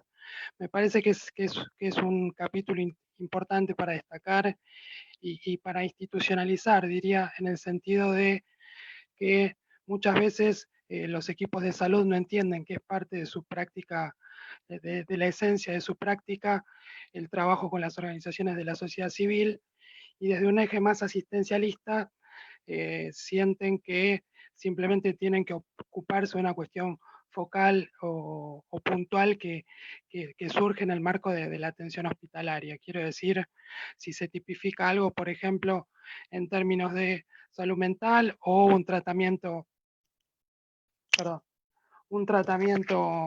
de salud, en el sentido de la salud integral, el acceso a un tratamiento de modificación corporal, cualquiera de ellos sea, pero no tienen el eje en la importancia de ocuparse, digamos, de la cuestión que tiene que ver con la importancia del apoyo de pares, la importancia de la articulación con otras vivencias, de que las personas tengan como en su cotidianidad la posibilidad de recurrir a otras experiencias, a información y a lo que es, digamos,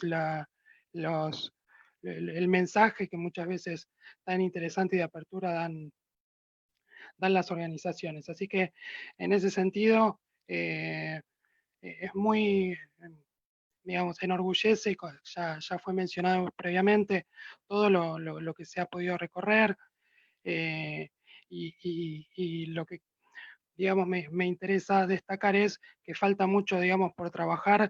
Los equipos de salud se manejan, digamos, han podido formarse en algunos rubros, pero en otros hay muchos debes, y la formación de equipos no es algo que haya llegado a un nivel de planificación como una política pública integral, sino que quienes trabajamos en el rubro de salud, lo que terminamos haciendo es un rompecabezas de la consulta de cada persona, porque tenemos que mandar a un hospital que tiene un equipo que trabaja bien en lo que tiene que ver con el acceso, por ejemplo, a un tratamiento de hormonización, pero el equipo de salud mental es un desastre, o a otro equipo, digamos, que tiene un buen equipo de salud mental, pero no hacen determinado otro tratamiento. Entonces, digamos, la realidad actual muestra que no hay una política integral de salud, y entonces en ese punto voy a ir a las dos preguntas que quería hacer.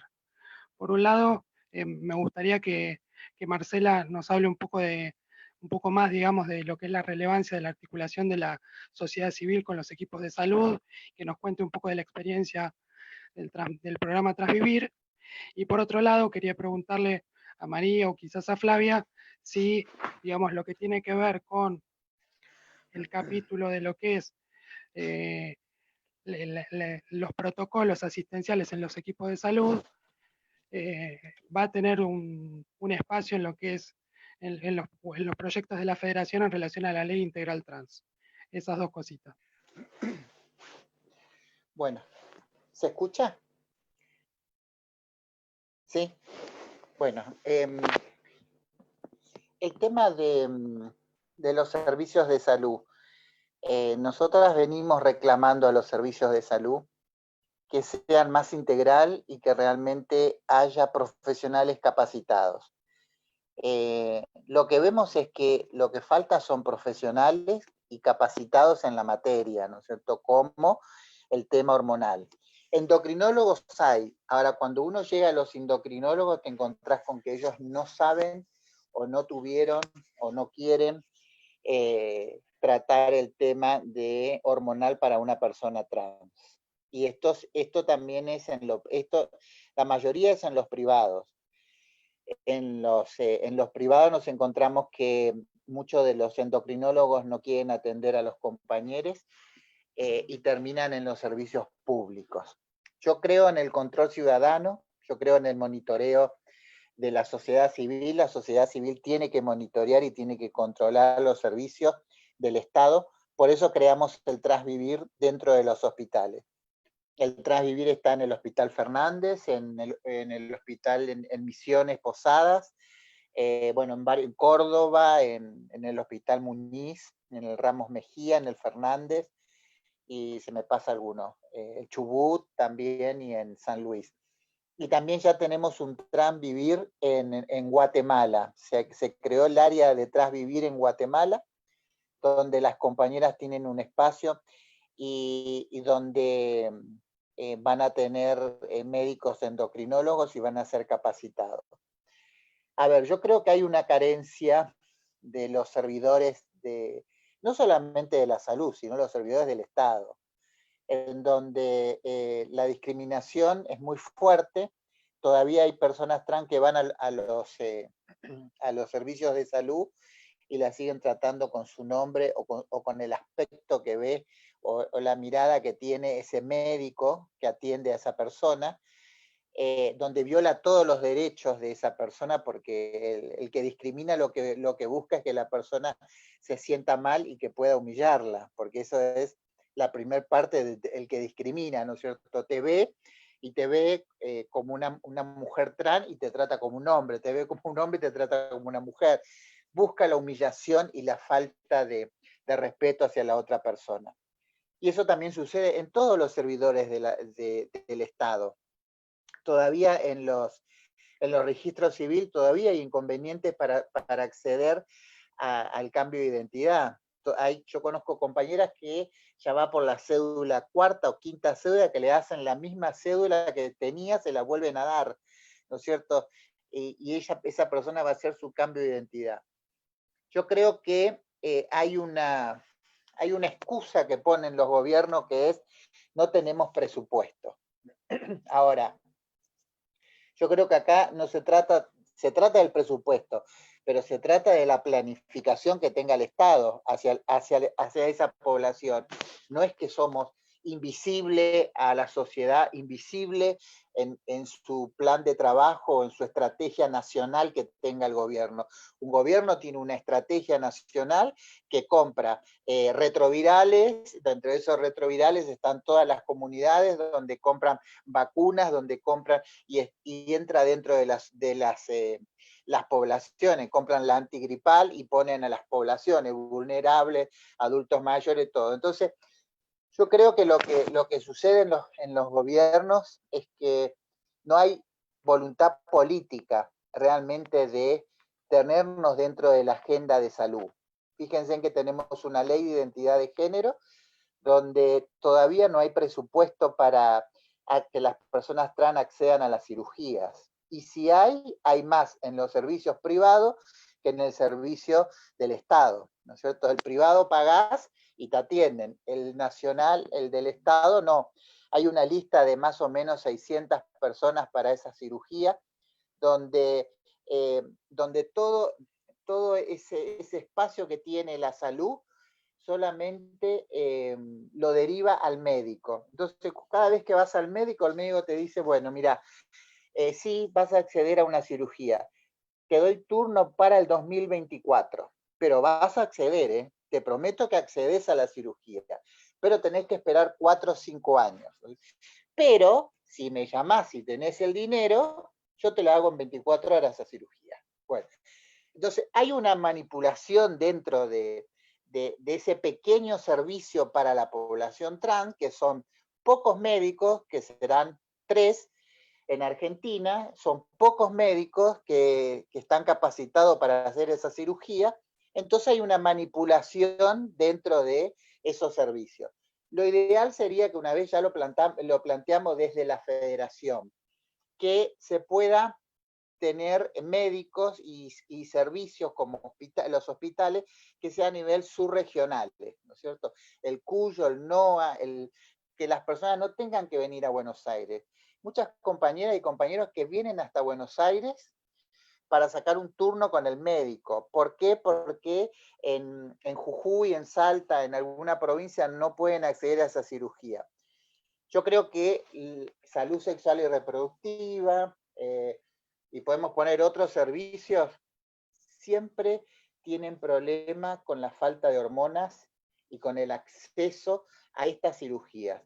Vuelvo a repetir, para mí no hay voluntad política, realmente no hay un servicio de salud para las personas trans que sea adecuado, que sea parte de nuestra comunidad, que también estemos nosotras y nosotros dentro de ese comité o dentro de ese espacio para poder monitorear.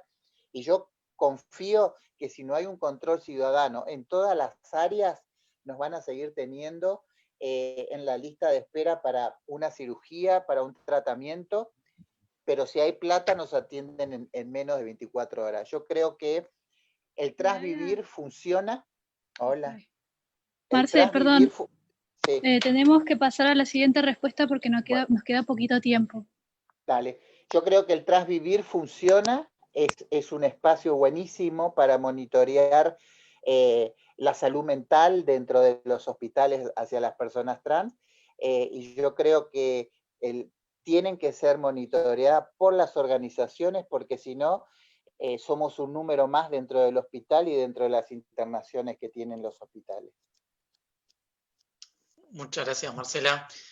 Continuamos con Flavia. Así vamos. Puede ser de forma bastante acotada si llegamos a hacer el cierre. Sí, creo, puntualmente hago cortito, sí, la ley integral trans prevé un capítulo entero que habla de acceso a la salud integral para personas trans. No solo promueve la sensibilización, la capacitación de profesionales, sino también muy, muy novedoso crea los centros especializados de identidad de género, para que existan en cada provincia con un número mínimo de profesionales que tienen que ver con un médico clínico, un cirujano especializado en reasignación, endocrinólogos, endocrinólogas y profesionales de salud mental. Todo ese equipo es los centros especializados en identidad de género que promueve específicamente la ley integral trans, así la hago corta, pero sí está contemplado. Excelente, Flavia, muchas gracias. Bueno, continúa Lizo entonces para ir empezando a cerrar este encuentro de hoy. Hola. Bueno, primero que nada quiero pedir disculpas a Sergio Jiménez de Malvinas Argentinas, que nos hizo una pregunta y no llegamos a contestarla. Así que bueno, ahora mi mamá y yo vamos a hacer un cierre de esta hermosa videoconferencia que tuvimos la suerte de estar con los diferentes históricos. Primero me gustaría un poco mencionar lo interesante que me pareció esto de que siempre los conservadores tienen una mirada tan como que adultocentrista, como que siempre dicen, los padres le inculcan esto a su hijo, los padres obligan a su hija a vestirse de esta forma. Y es que de vuelta, la infancia y la adolescencia termina siendo visto como algo que no tiene voluntad propia, no tiene propio deseo, entonces si tiene una forma de expresión distinta a lo impuesto, es porque los padres se lo inculcaron. No se le ve a la infancia y a la adolescencia como sujetos de derecho, sino como sujetos de tutela. en base a la mirada de los conservadores. Y esa mirada es también problemática porque es la que hace que también se le niegue estos derechos, se le niegue ser escuchado a la infancia y la adolescencia, incluso dentro de su hogar. Por eso es tan importante seguir hablando de esto, reconocer que las personas trans nos expresamos y somos desde la infancia, desde la adolescencia, y que también, ahora mi mamá va a hablar también desde el lado de las familias, que también ellas tienen un proceso y que necesitan un acompañamiento, y que también esta cuestión de resaltar la importancia que tiene la ley integral trans, que no solamente quede como algo que incluya, o sea, que sea un cupo laboral, sino que incluya a las personas trans de todas las edades. Nosotros tenemos un proyecto para que también se amplíe en la ley integral trans, que hable también de cómo acompañar a las infancias y adolescencias trans y a sus familias desde el Estado, porque estamos en un momento bisagra en donde ahora los derechos de las infancias y adolescencias están comenzando a ser escuchados. Y eso me parece que, o sea, que es algo fundamental. Que dejemos de estar en esta situación donde las personas trans van perdiendo sus derechos, porque recordamos que actualmente la familia es el primer lugar de exclusión para las personas trans, y una vez que pierden los derechos que les da su grupo de familiar o de convivencia, viene la pérdida masiva de todos sus derechos, que es algo que también les expone a tener una baja esperanza de vida y a quedar desprotegidos, sumado al abandono del Estado. Así que poder atacar la discriminación desde el minuto cero va a permitir también que las personas trans puedan terminar sus estudios, tengan un sustento económico, y que también podamos ir cambiando esta realidad, que no solamente va en las familias, sino que también es un cambio que tiene que venir para la sociedad. Y la ESI, en todos los contextos, en todas las instituciones, es una herramienta fundamental. Así que ahora me gustaría que cierre mi mamá, Zulma Olmedo, que juntos somos los secretarios de la Secretaría de Infancias y Adolescencias Trans y sus familias de esta hermosa Federación Argentina LGBT. Bueno, muchísimas gracias. Desde ya yo les quiero decir, antes que nada, que estoy muy emocionada, conmovida, porque nos hemos sentido representadas en cada una de las palabras de las personas que participaron en este encuentro. Desde ya, bueno, antes que nada, agradecer a la Federación Argentina LGBT, que nos banca, que nos da este espacio, a las familias, porque bueno, no somos solamente Lisandro y yo, que hemos tenido nuestra propia experiencia personal como familia, donde hace más de 4 años empecé a acompañar a Lisandro, con un terrible desconocimiento acerca de la diversidad, aunque siempre acompañé, matrimonio igualitario, pero por eso también me sentí identificada con lo que contaba Verónica, con respecto a, bueno, apoyo, pero bueno, esto no pasaba en casa.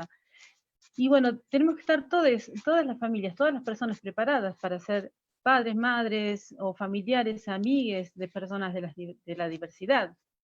Porque el mundo es diverso, no es un blanco-negro, no es binario. Entonces, a partir de allí nos sentimos totalmente identificados con cada una de las palabras, y por eso, bueno, vuelvo a agradecer a María Rashid, a Flavia Macencio, que siempre nos bancan, nos ayudan y nos contienen desde la Defensoría LGBT, y siempre como mentoras y fuerte impulso, fuerte ejemplo, ¿cómo decirlo? Referentes que son muy grandes para nosotros. A Esteban Paulón, por su labor en la provincia de Santa Fe, las políticas públicas que se han implementado, que han sido exitosas. A Verónica, como ya dije, porque ella también es una mamá, es activista. A todas las familias que nos están acompañando en este momento en la Secretaría y que están presentes también ahora en este Zoom o están escuchando a través de las redes, porque bueno, ellos son el motivo y la esperanza del cambio. Nosotros sabemos que la familia es el cambio de paradigma, es la sociedad, es el momento bisagra, esta familia que acompaña. Y cuando el Estado no acompaña, lamentablemente, como decía Lisandro, se vulneran los derechos de las infancias y adolescentes trans. Lamentablemente, tengo que decir que hay una familia de la Secretaría que está esperando a sus hijos que por discriminación del Estado, instituciones públicas o privadas, fueron apartados de sus hijas, sus 3 hijas, que son Carlos y Marina. Por eso tenemos mucho todavía que trabajar, mucho que hacer, mucho que aprender y seguir construyendo. Y me siento súper orgullosa de ser parte de esta Federación Argentina LGBT. Voy a decir también que Marcela, que nos acompaña desde Casa Trans, y todas las chicas, chicos de Casa Trans que nos acompañan, y bueno, reciben a las familias. Nuestro trabajo que es, estos encuentros que hacíamos pre-pandemia, que alguna vez los volveremos a hacer, en capacitaciones, no sé, tomar mate, un café y compartir galletitas con las chiques, ese encuentro que tanto hace falta, pero no solo tiene que ser el activismo el que genere estas cosas, tiene que ser también el Estado. El Estado tiene que acompañar ya, en este momento, a las infancias y adolescencias trans. Las familias no podemos sostener esto sin un acompañamiento del Estado. Los activistas tampoco podemos sostenerlo, necesitamos el Estado. Por eso, esto fue un gran encuentro para nosotros aprender y, bueno, para nosotros aprender de nuestros compañeros. Y bueno, muchísimas gracias, no me quiero extender más, solamente agradecimiento y espero que esto se vuelva a reiterar, a repetir este encuentro.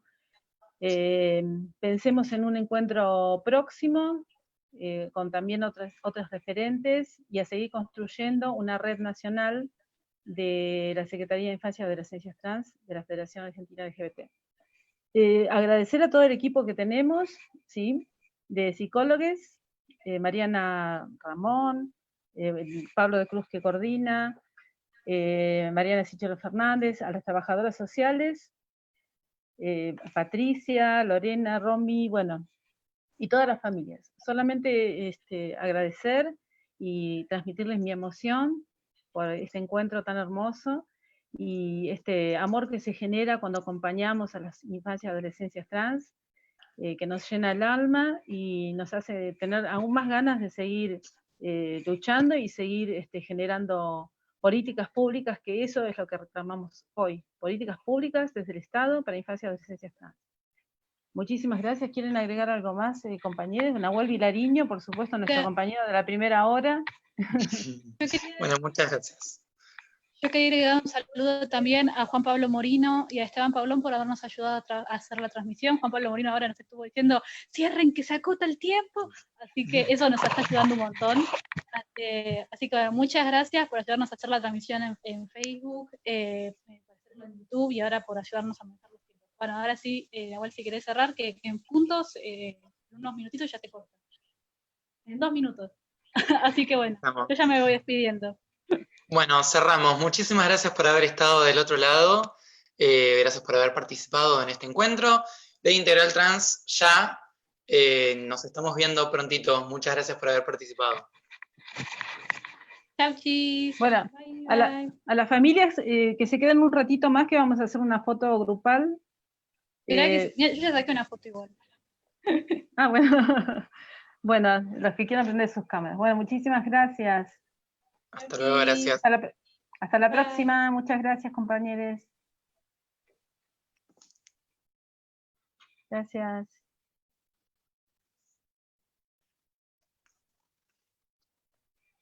Bueno, ahora quedó un minutito más.